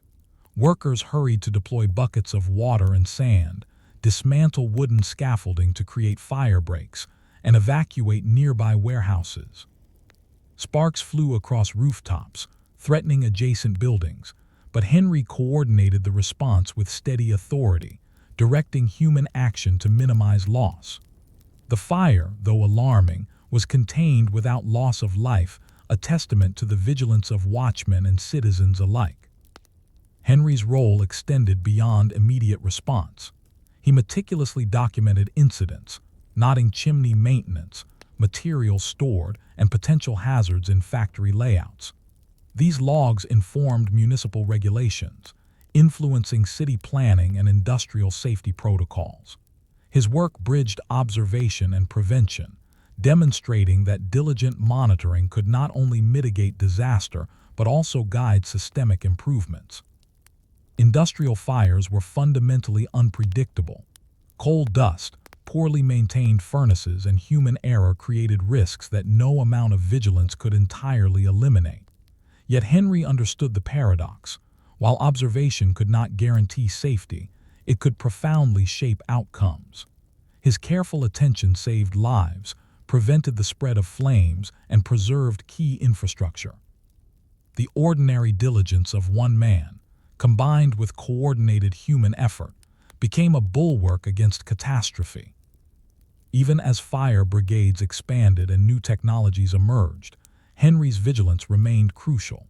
Cities continued to grow, industries multiplied, and hazards increased exponentially.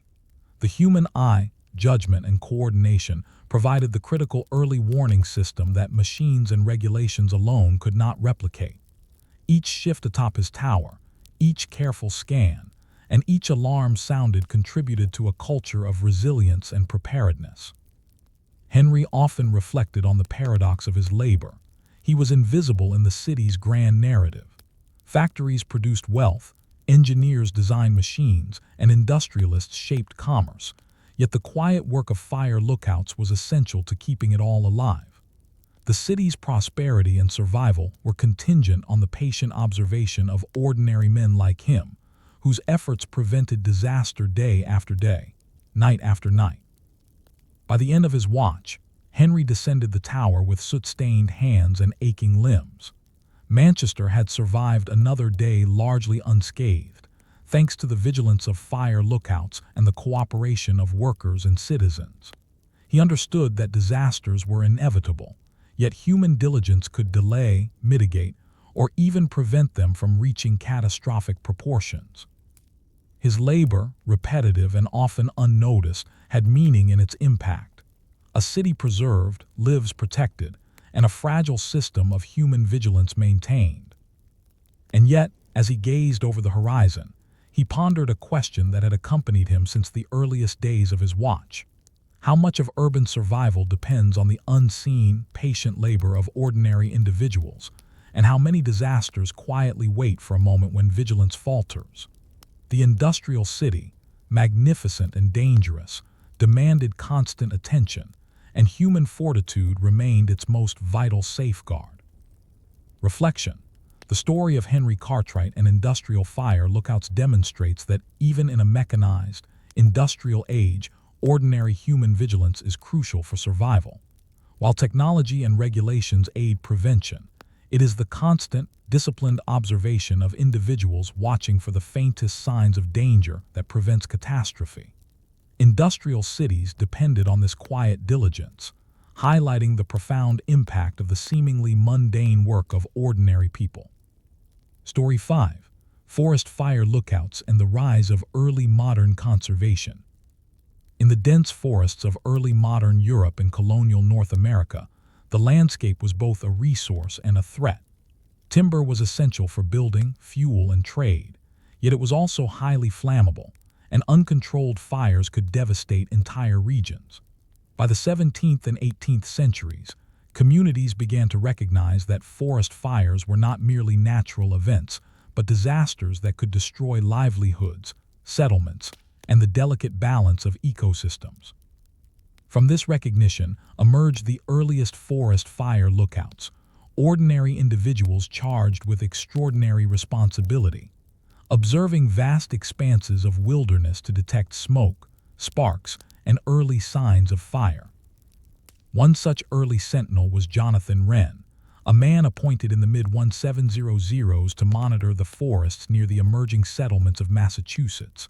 Jonathan was not a trained scientist or military officer. He was a woodsman, familiar with trails, animal behavior, and the nuances of the forest. His tools were simple: a pair of spyglasses, a logbook, and a horn to signal alarm. Yet his role carried immense responsibility. For miles in every direction, forests stretched uninterrupted, filled with dry underbrush, deadfall, and timber that could ignite with frightening ease. The survival of farms, homesteads, and trade routes often depended on Jonathan's vigilance. Forest fire lookouts faced challenges distinct from urban watchmen or industrial lookouts. Unlike a city, where rooftops and streets created predictable observation points, forests were irregular, dense, and deceptive. Smoke could hide in valleys, drift with the wind, or be mistaken for fog or mist. Lightning strikes in remote areas, human negligence, and sparks from mills or forges created unpredictable sources of ignition. Jonathan had to distinguish between harmless campfires, hunting fires, and the first glimmers of disaster. Jonathan's day began before dawn, climbing to the top of a wooden observation tower erected on a ridge overlooking miles of forested terrain. From this vantage point, he could see treetops, rivers, and distant clearings. Every movement of smoke, every unusual reflection on leaves or water was noted carefully. He maintained a meticulous log, recording wind direction, humidity, and recent weather patterns. These notes were later used by local authorities to track fire patterns and improve preventive measures. Communication posed another challenge. Unlike a city where bells, horns, and human chains allowed rapid alerting, forest lookouts often had to rely on messengers, signal fires, or distant horns to convey danger. Time was critical. A fire detected too late could consume dozens of acres before help arrived. Jonathan learned to read the wind, calculate the speed of a potential blaze, and prioritize which areas required immediate attention. His decisions often determined whether settlers had time to evacuate livestock, protect property, or begin containment efforts. Despite the isolation, Jonathan's work was repetitive and mentally taxing.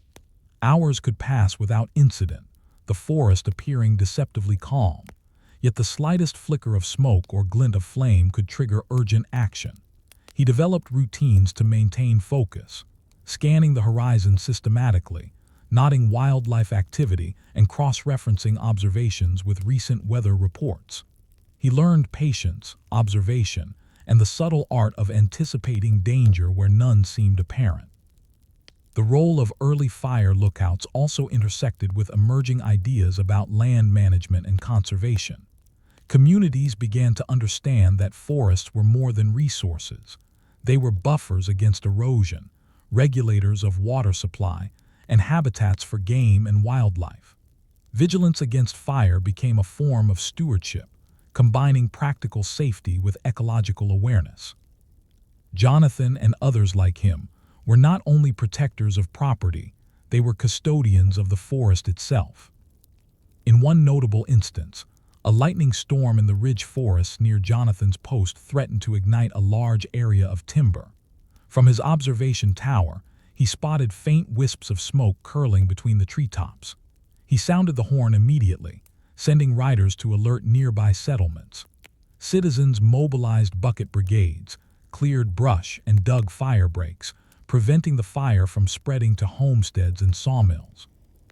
Jonathan's quick detection and communication averted a potential regional disaster, demonstrating the critical role of human observation in forest preservation. Yet even with the best vigilance, the work was humbling. Fires sometimes began in places too remote to reach quickly, spreading faster than human intervention could contain. Lookouts like Jonathan had to accept the limits of their power. They could mitigate danger, alert communities, and guide response, but they could not fully control nature. The work demanded patience, resilience, and a constant awareness of one's limitations. By nightfall, Jonathan descended from his tower, tired yet alert. The forest had survived another day largely unscathed, yet he remained aware that a single ember or misjudged wind could change everything.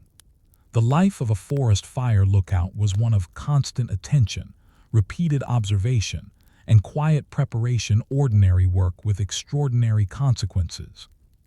And as Jonathan gazed across the darkened treetops, he pondered a question that would accompany all future fire lookouts.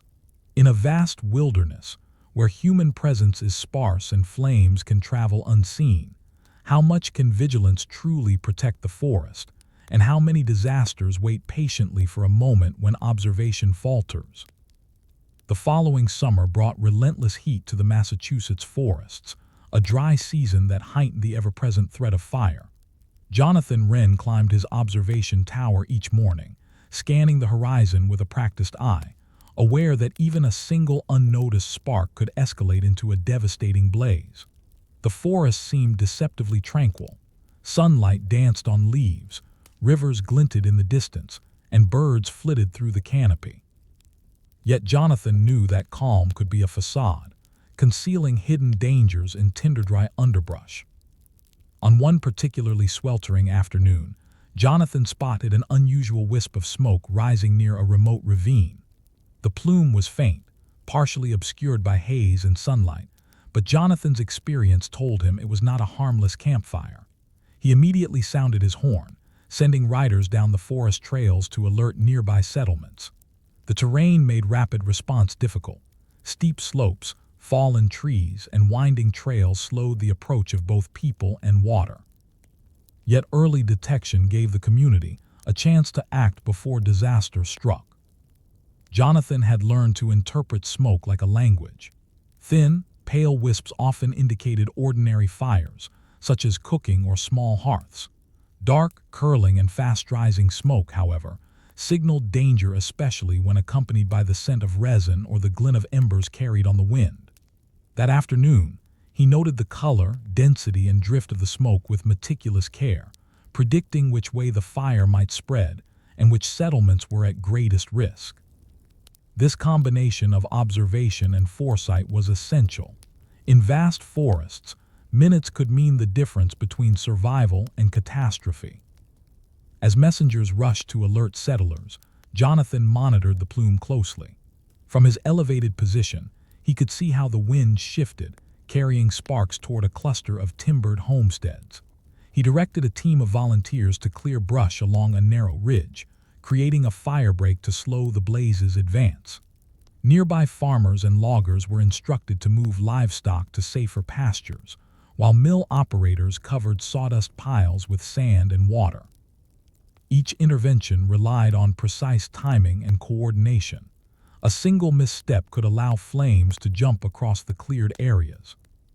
The fire tested both the limits of human vigilance and the fragility of the forest itself. Dry leaves, fallen pine needles, and accumulated deadwood created continuous fuel. Lightning strikes and ember showers ignited small blazes faster than they could be doused.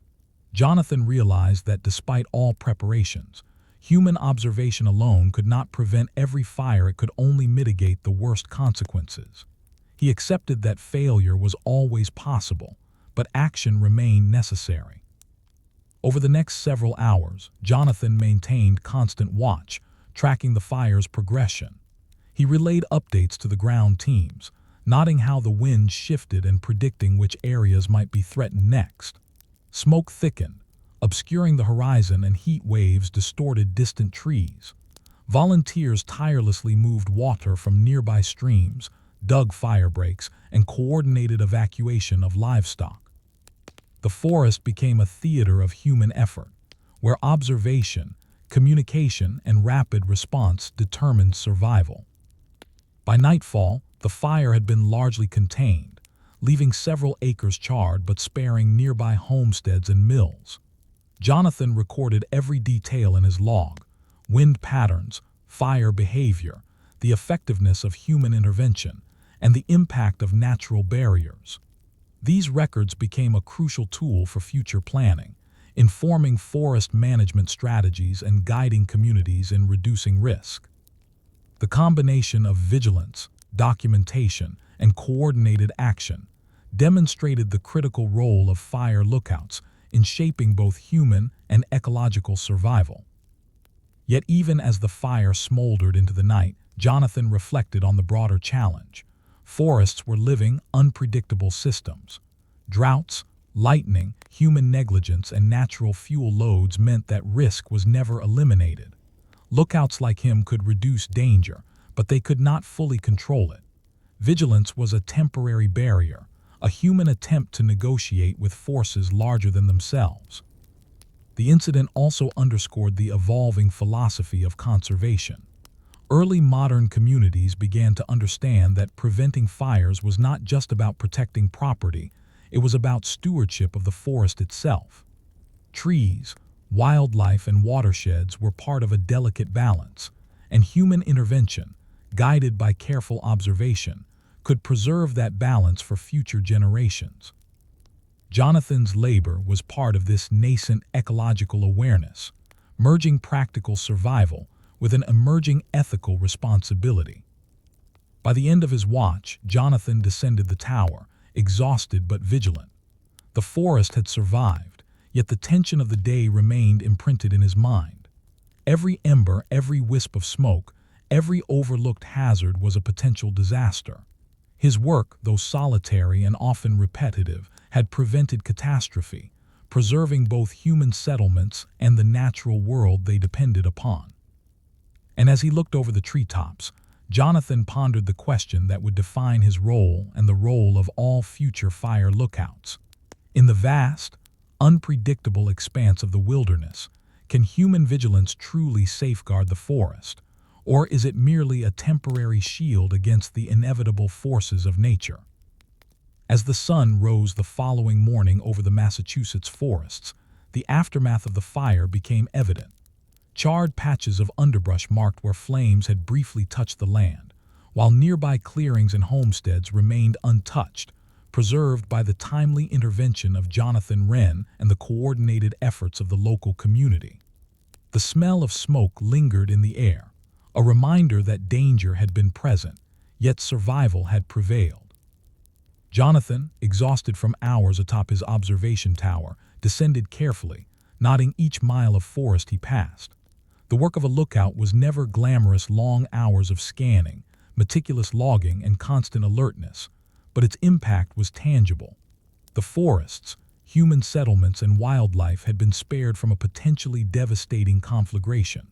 What might have been a widespread disaster was contained by diligence, observation, and rapid response. Throughout the day, Jonathan shared his log with local officials and landowners, detailing wind direction, fire spread, areas of vulnerability, and successful strategies for mitigation.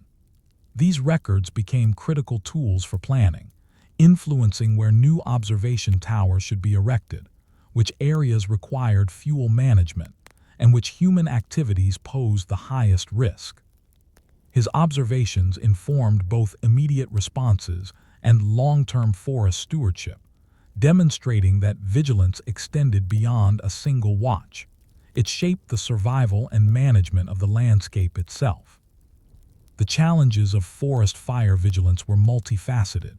Unlike urban or industrial areas, forests presented irregular terrain, sparse population, and unpredictable environmental conditions. Lightning, drought, and human negligence created risks beyond human control. Yet Jonathan understood that his role was to mitigate the impact, not to prevent every fire entirely. Vigilance was a bridge between human communities and the untamed wilderness, a human intervention that could reduce catastrophe while respecting the natural rhythms of the forest. Jonathan also saw the social dimension of his work. Settlers, loggers, and homesteaders relied on the early warning system he provided. Fires could destroy livelihoods, homes, and food supplies. By providing timely alerts, he enabled communities to act, preserving lives and resources. In this way, fire lookouts were not just observers, they were coordinators, educators, and intermediaries between humanity and the unpredictable natural world. Over time, the concept of fire lookouts influenced broader conservation practices. Communities began to regulate burning, clear underbrush, and monitor forest health systematically. Lookouts became part of an organized network, laying the groundwork for future national and state forestry services. Jonathan's meticulous observations, combined with local responses, demonstrated that even ordinary individuals, armed with patience, knowledge, and foresight, could shape the trajectory of both human and environmental history. Yet despite these successes, Jonathan never lost sight of the fragility of the system. Fires could ignite in remote corners, lightning could strike unexpectedly, and a lapse in observation could allow disaster to spread unchecked. Vigilance was a temporary safeguard, dependent on human endurance, knowledge, and coordination. The forest's survival was a daily negotiation between nature's unpredictability and human diligence. As he stood once more at the edge of the observation tower, gazing across endless treetops, Jonathan reflected on the broader significance of his labor. Ordinary work hours of scanning smoke, logging conditions, signaling alerts had profound consequences. While history might celebrate settlers, explorers, or governors, it was the quiet vigilance of individuals like him that preserved both human and ecological communities. In the delicate balance between civilization and wilderness, patient observation often determined whether life would flourish or succumb to fire. And yet the question lingered. In a world where nature is vast, unpredictable, and indifferent to human plans, can vigilance alone protect forests indefinitely? Or is it only a temporary shield, preserving life until the next spark ignites? The answer remained uncertain, but the role of the lookout, the ordinary sentinel, proved timeless. A human presence standing guard between chaos and survival, shaping the outcomes of both human and natural history. Reflection. The story of Jonathan Wren and early forest fire lookouts illustrates that human vigilance can protect both communities and ecosystems. Though forests are vast and unpredictable, careful observation, coordination, and documentation allow ordinary individuals to mitigate catastrophic risks. Fire lookouts demonstrate how patient, often invisible labor preserves life, resources, and the delicate balance between civilization and nature, laying the foundation for modern conservation practices. Story 6. Lighthouse Keepers and the Perils of Coastal Fires. Along the jagged coasts of 18th and 19th century Europe and North America, lighthouses served as critical guardians of maritime safety. Ships relied on their beams to navigate rocky shores, avoid hidden shoals, and find safe harbors. But the lighthouse itself was a potential source of danger.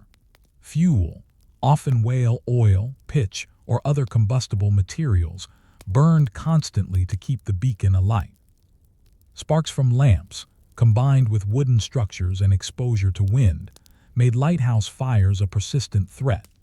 In these isolated outposts, the lighthouse keeper was both caretaker and vigilant observer, responsible not only for sailors' lives but for the structure that could easily become a conflagration waiting to happen.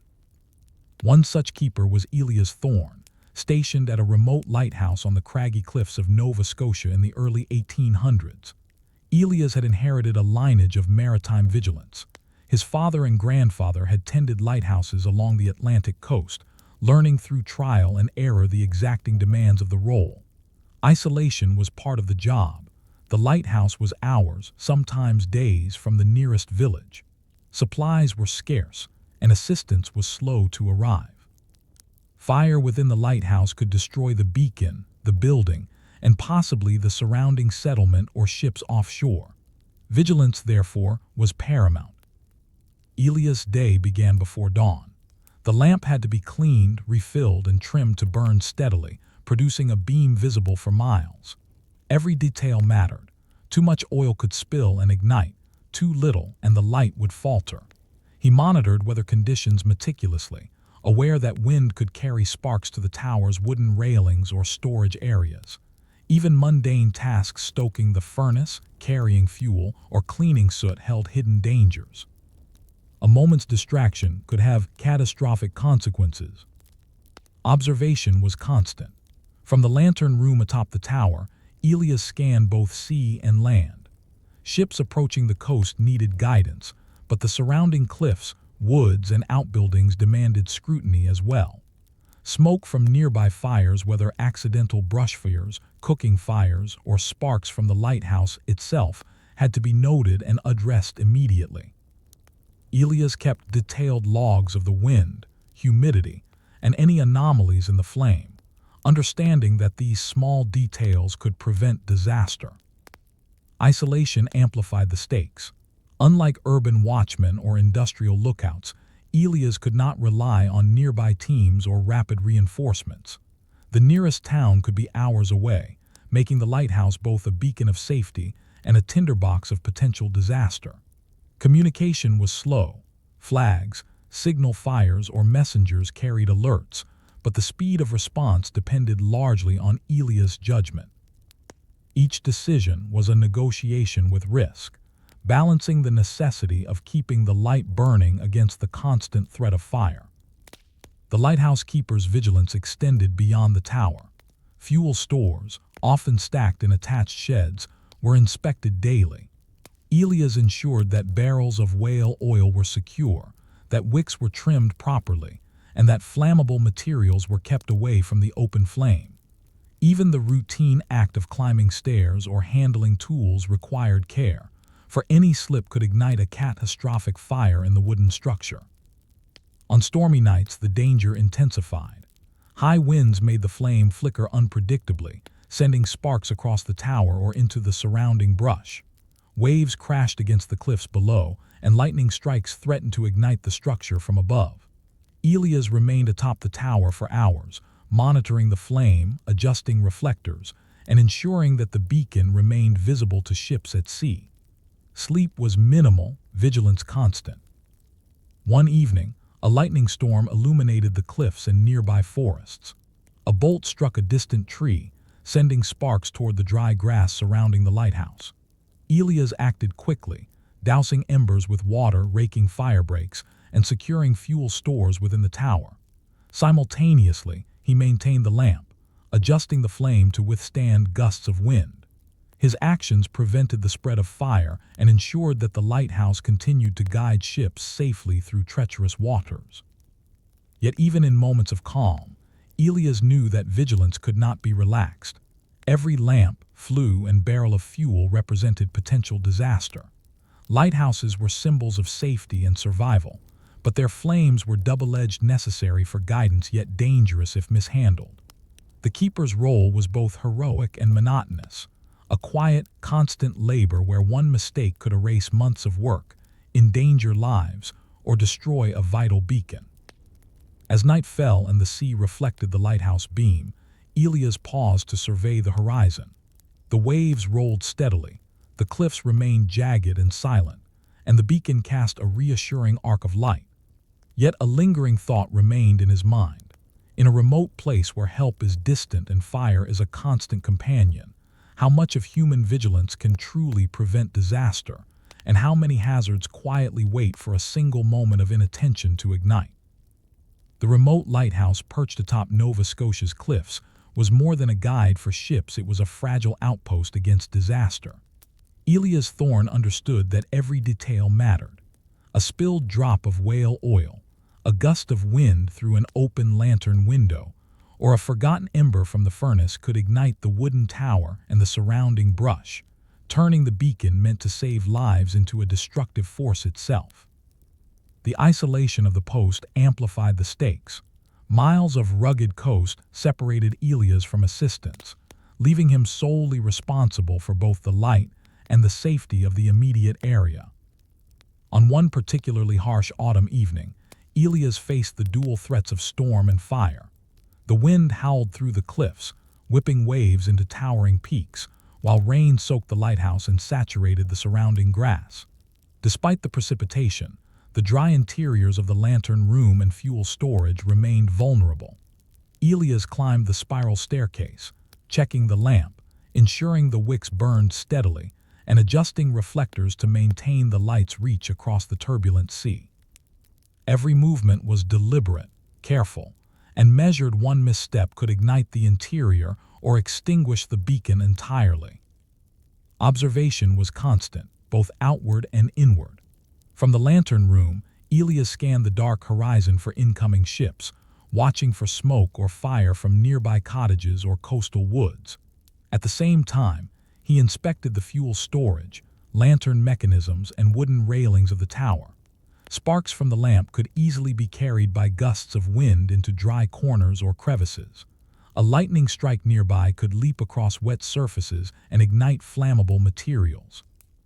In the lighthouse, vigilance was never passive, it was an active, continuous engagement with both natural and man-made hazards.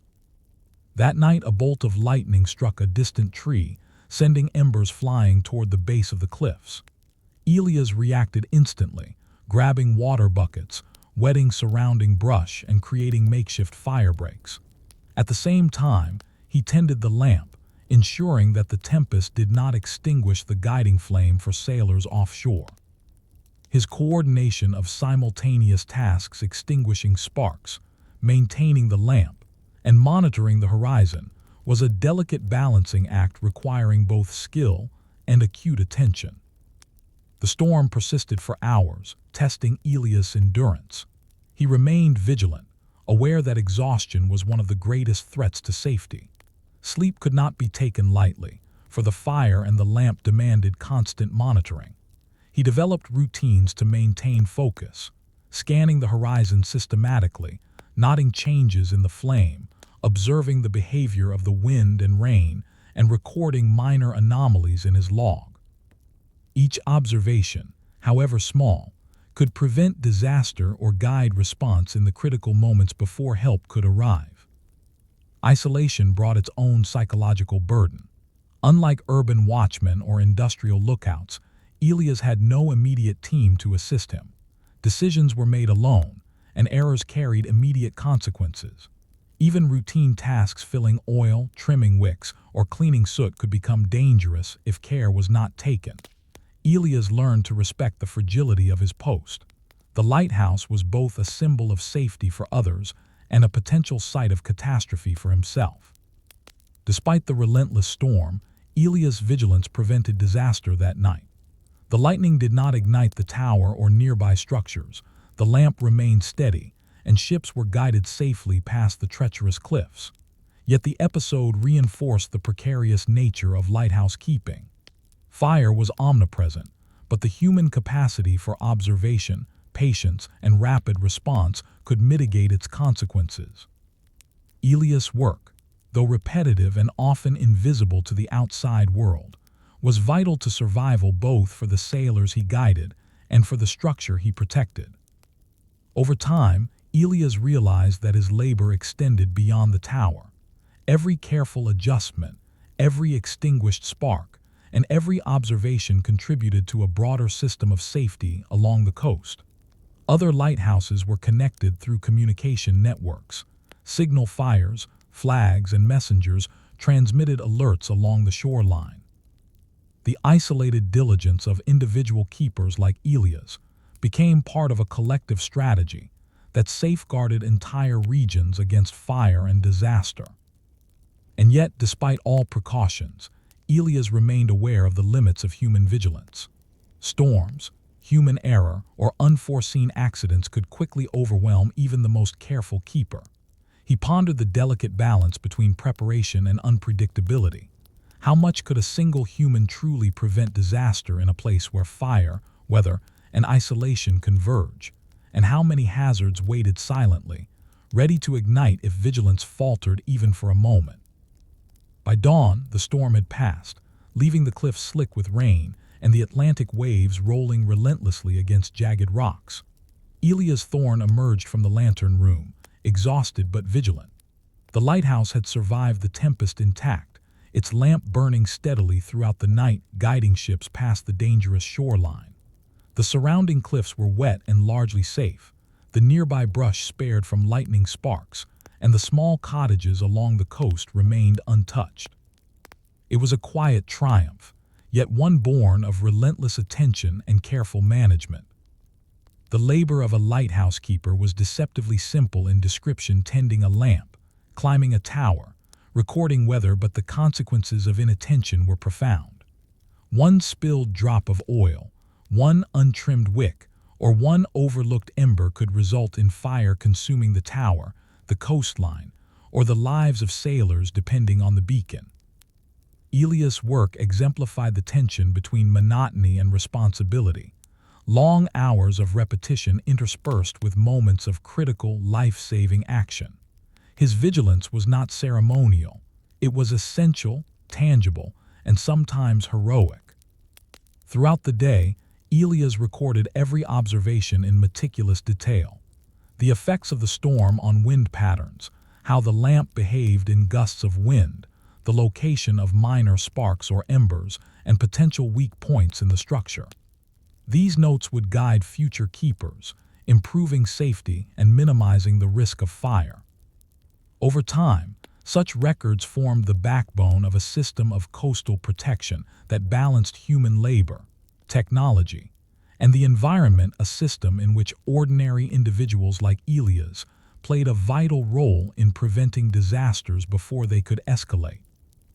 Elias' vigilance was also a study in anticipation and foresight. He understood the fragility of isolated human outposts. No immediate help could arrive if disaster struck. Every decision required balancing safety, function, and resource management. He inspected fuel stores daily, maintained fire breaks around the tower, and ensured that lamps were properly trimmed and adjusted. Beyond the physical labor, his work demanded constant mental engagement, predicting hazards before they occurred, understanding wind and weather patterns, and observing the subtle signs of potential fire. Isolation, paradoxically, reinforced both skill and awareness. Unlike urban watchmen who could rely on collective presence or industrial lookouts who had teams at hand, Elias was alone. Every decision, every action had amplified consequences.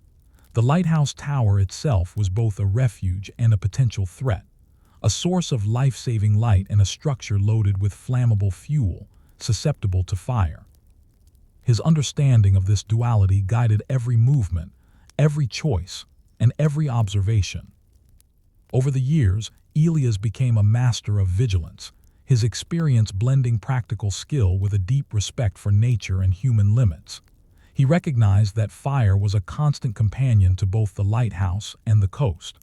Lightning could strike, storms could dislodge fuel, and careless human action could ignite the smallest spark. Vigilance could mitigate risk, but it could never eliminate it entirely. Survival depended on careful attention, knowledge, and the steady application of routine, ordinary labor with extraordinary consequences. Elias' story illustrates the broader principle that human diligence can stand between catastrophe and survival, even in isolation and against powerful forces of nature. Lighthouses, like fire watch towers and industrial observation posts, were sites where patient observation, methodical labor, and rapid action preserved lives. The work was often invisible, repetitive, and monotonous, yet the stakes were enormous. Human and material survival depended on these quiet sentinels. As Elias surveyed the Atlantic horizon, watching the sun rise over the waves and the lighthouse beam cutting through the morning haze, he reflected on the precarious balance he maintained each night. The labor of vigilance was never complete. Danger could appear at any moment, and preparedness was a continuous endeavor. Yet he understood its importance. Each night of careful observation, each extinguished spark, and each well-maintained lamp contributed to the preservation of life, both on shore and at sea. And yet, even in the calm after the storm, a lingering question remained. In a place where fire, isolation, and human error converge, how much of survival depends on the tireless attention of a single individual, and how many disasters wait silently for the inevitable lapse of vigilance? The lighthouse stood as a symbol of hope, guidance, and human resilience, but also as a reminder that ordinary labor, patient and constant, is often the most crucial defense against forces far larger than ourselves. Reflection. Elias Thorne's story shows that even in isolated, high-risk environments, human vigilance can prevent disaster.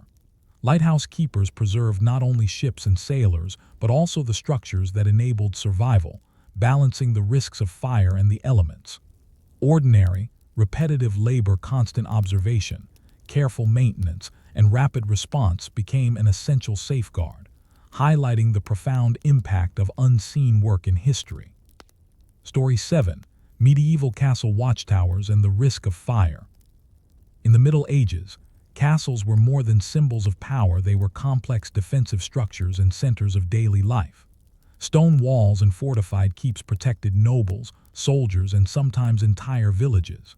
Yet within and around these fortifications, fire was a persistent threat. Kitchens, torches, hearths, and workshops created constant danger. The smallest spark, if left unchecked, could ignite wooden structures, thatched roofs, or storage buildings, threatening not only property but lives.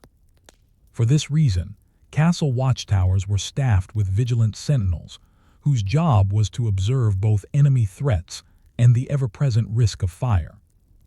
One such sentinel was Roland de Vries, stationed in a northern European castle in the 13th century.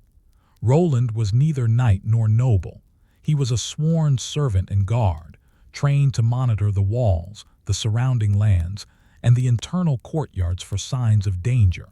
His duties extended beyond defending the castle from armed attack. Fires could begin in kitchens where cauldrons of boiling oil or open flames were used, in blacksmith workshops where sparks leapt from anvils, or in storerooms filled with hay, timber, or flammable provisions. Vigilance against these hazards was a constant demand, and failure could lead to ruin. Roland's day began with inspection rounds along the battlements. He checked that torches were securely fastened, that hearths were under supervision, and that guard patrols were alert to signs of smoke. From the top of the watchtower, he scanned the village below and the surrounding countryside. Smoke rising from rooftops, flickers of flame in hidden courtyards, or the unusual movement of servants near storerooms could indicate fire or sabotage. Each observation was recorded mentally, and if necessary, he would alert the castle steward or sound the alarm bell. The construction of castles amplified the threat of fire. While stone walls resisted flames, many internal structures, galleries, floors, roofs were wooden. Thatched roofs and timber staircases were particularly vulnerable, capable of igniting rapidly and spreading fire throughout the fortress. Roland understood that a single lapse, such as leaving a cauldron unattended or failing to notice a spark from the blacksmith, could compromise the entire castle. Vigilance was not optional, it was survival. In addition to internal dangers, Roland monitored external threats. Siege tactics often involved fire, flaming arrows, pitch, and other incendiary devices aimed at wooden gates or exposed buildings. During wartime, his role as a fire sentinel became intertwined with defense against human attackers. Each night, he climbed the tower, watching for distant campfires or torches, scanning the horizon for unusual lights that might signify an enemy plot. The boundaries between firefighting and military vigilance blurred, requiring skill, judgment, and endurance. Roland's routine was repetitive but mentally taxing. Hours could pass in silence, with only the sound of wind or distant livestock. Yet a moment's distraction could have catastrophic consequences. He developed techniques to maintain focus, scanning systematically, counting towers and roofs in the line of sight, and noting changes in smoke or light. Every detail mattered: the way flames reflected on stone, the way smoke drifted with wind, the behavior of people near potential hazards. Observation was both science and instinct. One summer evening, a spark from the kitchen hearth threatened the wooden rafters above. Roland noticed the faint glimmer just in time, alerting the castle steward and mobilizing servants to extinguish the fire with buckets of water and sand. The blaze was contained before it could reach the great hall or storerooms. That incident illustrated the critical role of watchtower sentinels. While the castle's stone walls provided defense against external attack, it was human vigilance that protected against the more insidious threat of fire within. Roland also kept detailed records of potential hazards: which kitchens produced the most smoke, which storerooms were cluttered with flammable materials, which guard rotations were most effective in spotting danger.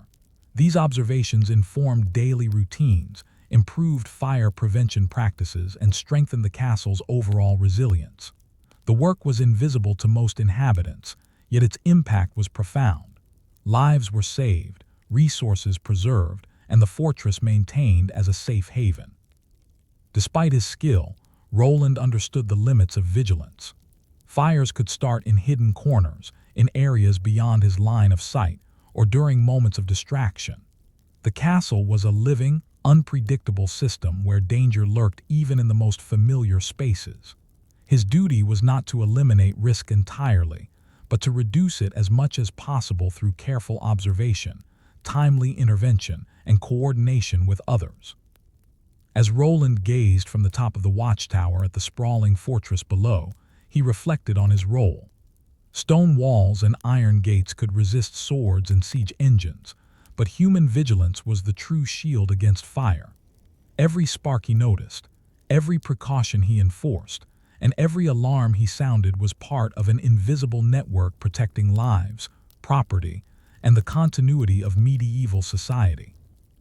And yet, a persistent thought lingered. If one moment of inattention allowed fire to take hold, could the entire fortress and the lives within be consumed before help arrived? And how often did disasters wait silently for the inevitable lapse of vigilance?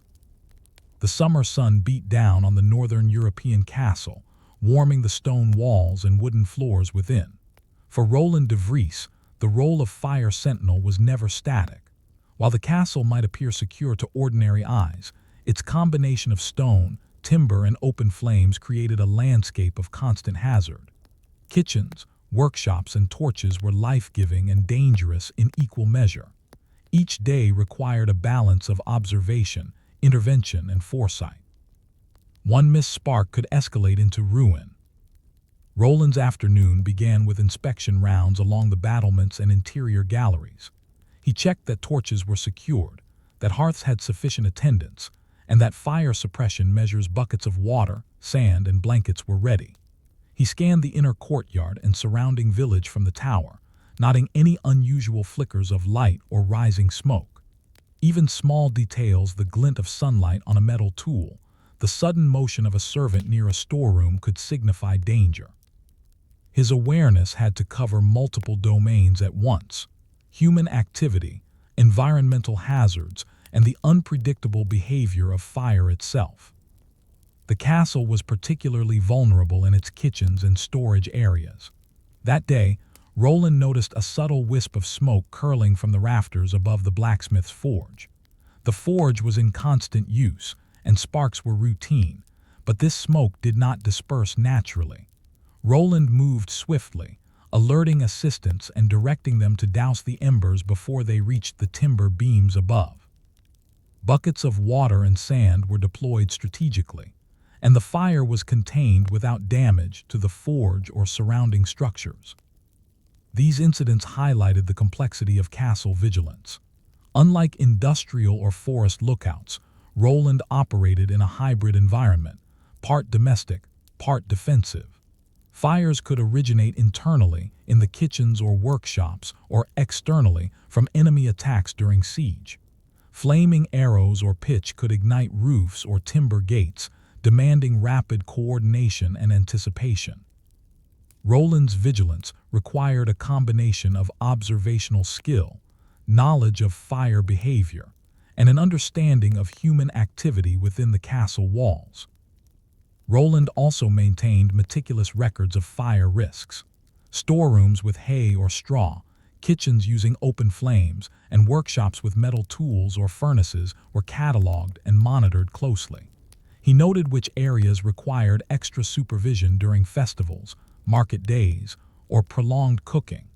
These observations were communicated to the steward and other guards, integrating fire prevention into the castle's daily routines. Human vigilance, documentation, and proactive action together formed a system of resilience that went beyond stone and mortar. Even with careful monitoring, fire remained unpredictable. Dry summer heat, careless servants, and unnoticed embers could create sudden danger. On one occasion, a candle left unattended in a storeroom ignited a pile of straw. Roland, alerted by a faint flicker on the tower's horizon, sounded the alarm. Buckets of water and sand, strategically positioned along the castle's galleries, allowed the fire to be contained before it could reach the Great Hall. The incident reinforced the precariousness of castle life. Fire was always present, and vigilance had to be continuous. Roland's experience also revealed the importance of human coordination. Towers alone could not prevent fire. Guards, servants, and residents had to respond quickly and follow precise instructions.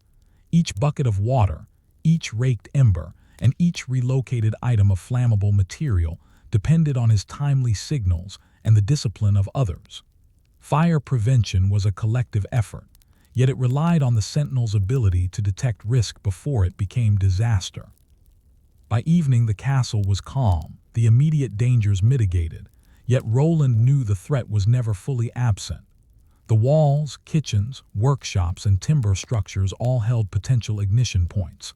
The life of a fire lookout in a medieval fortress was repetitive, exhausting, and invisible, but essential. Each observation, intervention, and record kept the fortress and its inhabitants safe. Standing once more atop the watchtower, Roland gazed over the rooftops, courtyards, and surrounding lands.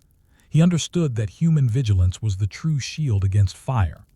Stone walls could not prevent sparks from spreading inside, nor could gates stop a careless ember from igniting stored timber. His labor, patient and continuous, was the linchpin between safety and disaster. And yet, as the sun set behind the distant hills, Roland's mind lingered on a troubling question. In a fortress built of stone and timber, surrounded by both natural and human hazards, how much of survival truly depended on constant human vigilance, and how many disasters waited silently for even a single moment of inattention. The dawn of a new day broke over the northern European castle, casting golden light on its stone walls and timbered roofs. Roland de Vries descended from the watchtower, exhausted but vigilant. The castle had survived another night largely unscathed, thanks to his careful observation, timely alerts, and the coordinated efforts of guards and servants. Inside the walls, kitchens and workshops resumed their daily activity, unaware of the near disaster narrowly averted in the blacksmith's forge. In the Middle Ages, the survival of a fortress depended not only on walls and battlements, but on the quiet diligence of individuals like Roland. Roland's role had always been paradoxical. He was at once omnipresent and invisible, stationed in a prominent tower yet rarely acknowledged for his contribution to the castle's survival. Every spark he detected, every ember he doused, and every fire preserved lives, resources, and the integrity of the fortress itself. The stone and timber that seemed impervious to danger were constantly at risk from within, and it was the sentinel's vigilance that provided the true protection. Throughout the day, Roland documented the previous night's incidents. He noted the forge's behavior, the placement of flammable materials, and the timing of guard rotations. These logs informed adjustments in castle routines. Kitchens were monitored more closely during peak cooking times, storage areas were reorganized to reduce combustible clusters, and additional buckets and sand were positioned strategically. His observations became part of a system that extended beyond individual actions, shaping the safety protocols of the castle over months and years. Yet even with careful planning and vigilant observation, fire was unpredictable. A single ember left unnoticed, a careless act, or a sudden gust of wind could create chaos within minutes. Roland understood that vigilance could reduce risk but never eliminate it entirely. Stone walls could resist battering rams, moats could impede invading armies, but fire within wooden interiors remained a formidable hazard. Survival relied on constant attention, patience, and a disciplined approach to seemingly mundane tasks. The role of the castle fire lookout also highlighted the social dimension of medieval life. Guards, servants, and inhabitants depended on his observation and judgment. Rapid communication through bells, horns, or shouted commands ensured coordinated action in response to danger. The effectiveness of fire prevention depended not solely on Roland's vigilance, but on the discipline and cooperation of the entire community. Here, ordinary labor, continuous observation, timely intervention, and meticulous documentation became the invisible force preserving lives and property. That evening, as Roland climbed the tower one last time, he reflected on the precarious balance that defined his work. The castle, imposing and seemingly permanent, was in fact a living system vulnerable to human error, environmental factors, and the unpredictability of fire. Every hour spent scanning rooftops, hearths, and workshops was a safeguard against disaster, a human intervention in a world where even stone could be rendered vulnerable by a single, overlooked ember. And yet, even as the sun dipped below the horizon and the castle lights flickered on, Roland pondered a persistent question. In a fortress built to withstand swords and siege engines, how much of its survival depended on the invisible labor of a single sentinel, and how many disasters waited quietly, ready to ignite the walls from within when vigilance faltered. Reflection. Roland de Vries's story demonstrates that medieval castles, though fortified with stone and timber, relied on human vigilance to prevent internal disasters like fire. Watchtower sentinels observed, coordinated, and mitigated risks that walls alone could not prevent. Their patient, often invisible labor preserved lives, property, and the continuity of society. Even in an era dominated by fortifications and defense, it was the quiet diligence of ordinary individuals that often determined survival. Story 8. The Lighthouse Keepers of the Faroe Islands. Nestled in the North Atlantic, the Faroe Islands are a chain of rugged, windswept cliffs and steep green valleys. The waters around them are notorious for treacherous currents, hidden reefs, and sudden storms that can appear without warning. For centuries, mariners relied on navigational beacons to avoid shipwrecks, and in the 19th century, these beacons became permanent lighthouses, each staffed by solitary keepers. In such remote and hostile landscapes, the lighthouse was both a lifeline for sailors and a fragile post that demanded constant vigilance against fire and the elements. One of these keepers was Søren Halldórsson, assigned to a lighthouse perched on a cliff overlooking the Atlantic waves. The structure was a combination of stone foundation and timber upper floors, with a lantern room housing lamps fueled by whale oil. The isolation of the post was extreme. Supplies arrived only periodically, storms could cut off access for days, and the nearest settlement was often hours or even a day away. Søren understood that fire was a constant danger. Oil lamps combined with wooden floors, stairs, and railings could ignite suddenly, leaving him entirely alone to prevent catastrophe. Each morning, Søren began by inspecting the lantern and its fuel stores. Wicks had to be trimmed precisely, lamps filled carefully, and reflectors polished to maximize light. Even minor spills of oil or soot accumulation could create a hazard. The lighthouse was designed to guide ships safely through the darkness and storms, yet the very fuel that powered the beacon was flammable, a potential disaster if neglected. Vigilance was not optional, it was survival. From the lantern room atop the tower, Søren scanned both the sea and the cliffs below. Storms could appear suddenly, waves could toss debris toward the lighthouse, and distant flashes of lightning could ignite dry brush on the cliffs. His observations were meticulous. The behavior of waves, wind direction, cloud formations, and the faintest wisp of smoke from fuel storage or nearby outbuildings. He recorded these details daily, knowing that even small insights could inform preventive measures and save lives. Isolation amplified the stakes. Unlike lighthouses near populated coasts, Søren had no immediate assistance. He was responsible for the beacon, the structure, and the surrounding area.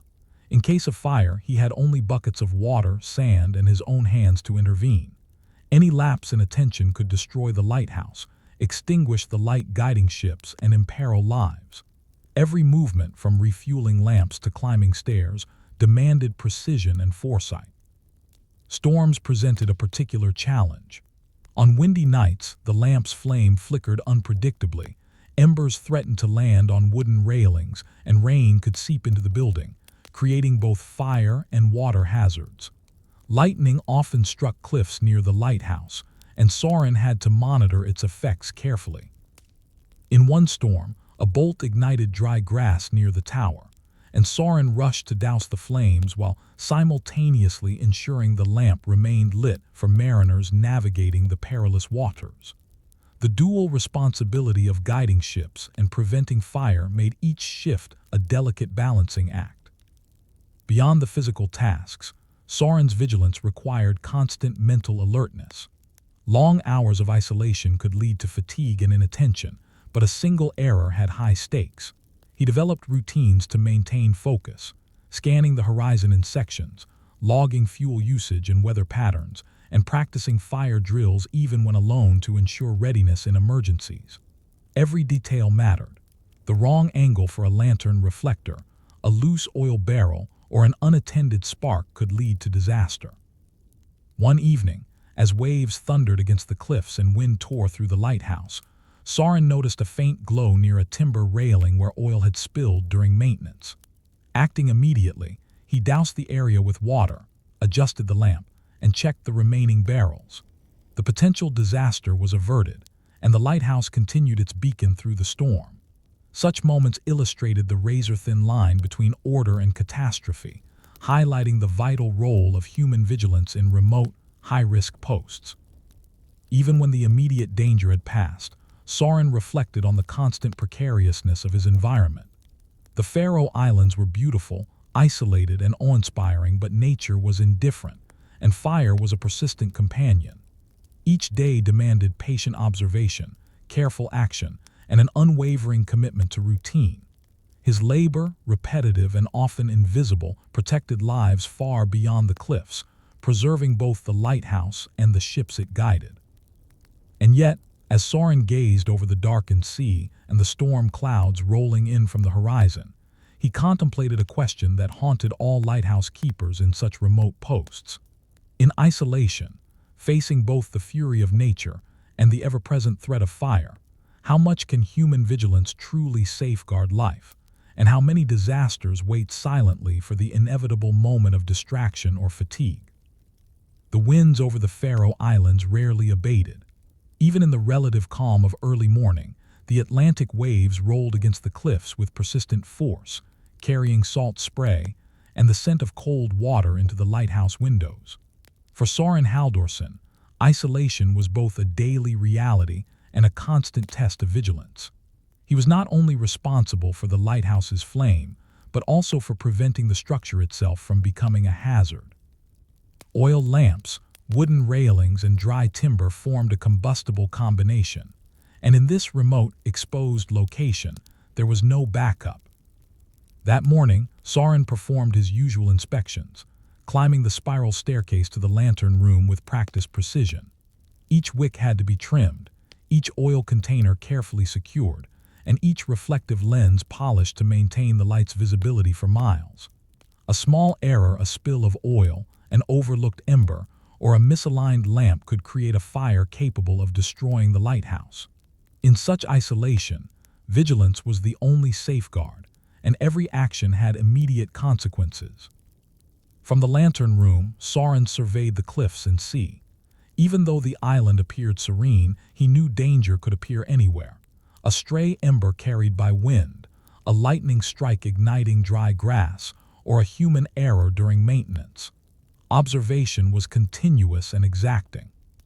Soren logged every anomaly, shifts in wind direction, subtle changes in the flame, distant smoke from nearby brush or abandoned structures, understanding that his notes could inform both immediate intervention and future safety measures.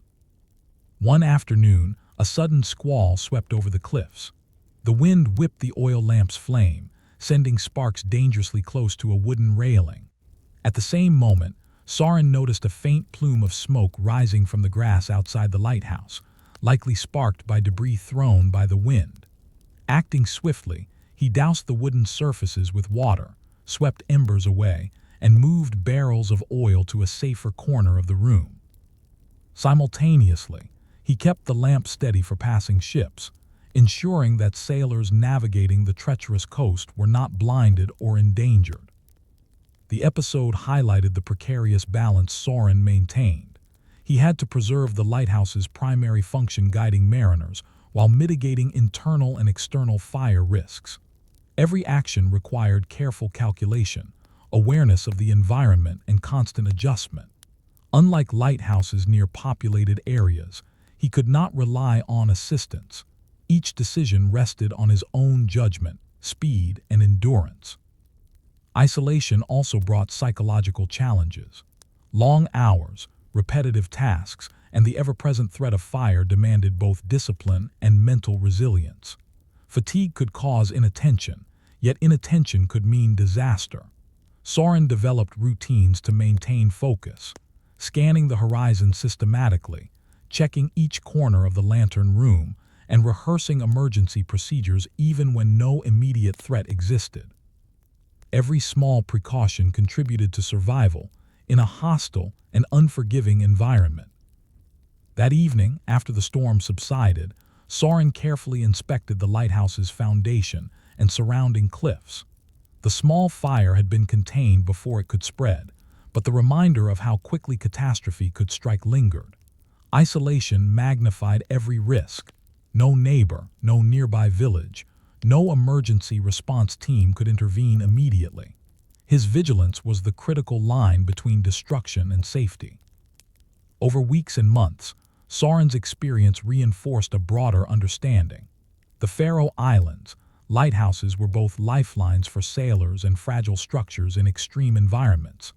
The combination of human diligence, careful maintenance, and rapid intervention was the only means of preventing disaster. Even with the most robust stone foundations, human vigilance was essential to ensure the lamp remained lit and the building safe from fire. As night fell, Soren climbed to the lantern room, watching the beams sweep across the stormy Atlantic. The lighthouse stood resilient, its flame cutting through darkness and mist. Yet in his mind lingered a question that haunted every solitary keeper. In a place where isolation magnifies every risk and fire can erupt in an instant, how much can vigilance alone protect life, and how many disasters wait silently for even a moment of fatigue or distraction? The Faroe Islands were merciless in their beauty. Sheer cliffs plunged into the roiling Atlantic, waves crashed relentlessly against hidden reefs, and wind tore across the landscape with unyielding force. In this world of extremes, the lighthouse perched atop the cliffs was both a beacon of hope and a fragile outpost of human ingenuity. Soren Halldórsson had lived at this post for years, learning through experience the precise balance of observation, maintenance, and vigilance required to prevent disaster. That night, another storm approached from the west, heavier than most Soren had encountered. Rain lashed the windows, wind gusted through the lantern room, and waves pounded the cliffs below. The oil lamp, which guided ships through darkness and danger, was at risk from both the storm and the fire hazards inherent in the lighthouse's timber construction. Soren climbed the spiral staircase with steady hands, checking each lamp and reinforcing the fuel barrel's position. One mistake could ignite a blaze that would destroy the tower and extinguish the guiding light. From his elevated position, Soren monitored both sea and land. Lightning streaked across the horizon, occasionally illuminating the cliffs and the ocean in stark white. He noted each shift in wind and rain, adjusting the lamp and reflectors to maintain maximum visibility while preventing sparks from igniting nearby wood. Every movement was deliberate. A drop of oil, a loose barrel, or a sudden gust could transform a precautionary task into a disaster. Suddenly, a bolt of lightning struck a rock formation near the lighthouse, sending embers across the cliffside. Soren reacted instantly, hosing the scattered sparks, securing the lamp, and clearing any flammable debris from the immediate area. For hours, he worked alone, maintaining the lamp, controlling potential fire risks, and ensuring that the beacon continued to shine through the storm. It was monotonous, exhausting, and yet profoundly consequential. Every second of attention mattered. By dawn, the storm had passed, leaving the lighthouse battered but intact. Ships had been guided safely past the dangerous reefs, and no fire had reached the structure itself. Soren descended from the lantern room, drained but resolute. He recorded every detail in his log: the lightning strike, the wind shifts, and the locations of embers and fuel hazards. These notes were not merely records, they were tools for future vigilance, lessons in prevention, and evidence of the critical importance of human attention in isolated, high-risk environments. Soren's experience highlighted the duality of lighthouse keeping. The lamp was a symbol of guidance, hope, and survival for sailors, yet the very structure that housed it was a tinderbox of potential danger. Human vigilance was the essential defense against this paradox. The same flame that illuminated the seas could, if neglected, ignite destruction. The solitary keeper was both protector and observer, relying on patience, discipline, and foresight to preserve life and structure. Beyond immediate survival, the story of lighthouse keepers like Soren reflected the broader principle of human resilience in extreme environments. In places where isolation, nature's unpredictability, and inherent hazards converge, survival depends on repetitive, often invisible labor. Constant observation, meticulous maintenance, and careful anticipation of danger preserve lives and resources. Ordinary individuals, through diligence and awareness, become the first line of defense against forces far larger than themselves. As Sauron gazed over the Atlantic at the dawn-lit waves, he reflected on the precarious balance that defined his work. The lighthouse had withstood the storm, the lamp continued to guide, and the cliffs remained unchanged, but only because of continuous vigilance. And yet, a persistent question remained. In a remote, isolated place where fire and nature are constant threats, can human diligence truly prevent disaster indefinitely? Or is it only a temporary shield until the next storm, ember, or moment of fatigue appears? Reflection. Soren Haldorsson's story illustrates the extreme challenges of lighthouse keeping in remote environments. Vigilance, careful maintenance, and continuous observation were essential to preventing fire and preserving life. Solitary labor, often monotonous and invisible, became the most crucial defense against natural hazards. The story of Faroe Islands lighthouse keepers highlights the enduring importance of ordinary individuals in safeguarding both human life and fragile infrastructure in the face of relentless natural forces.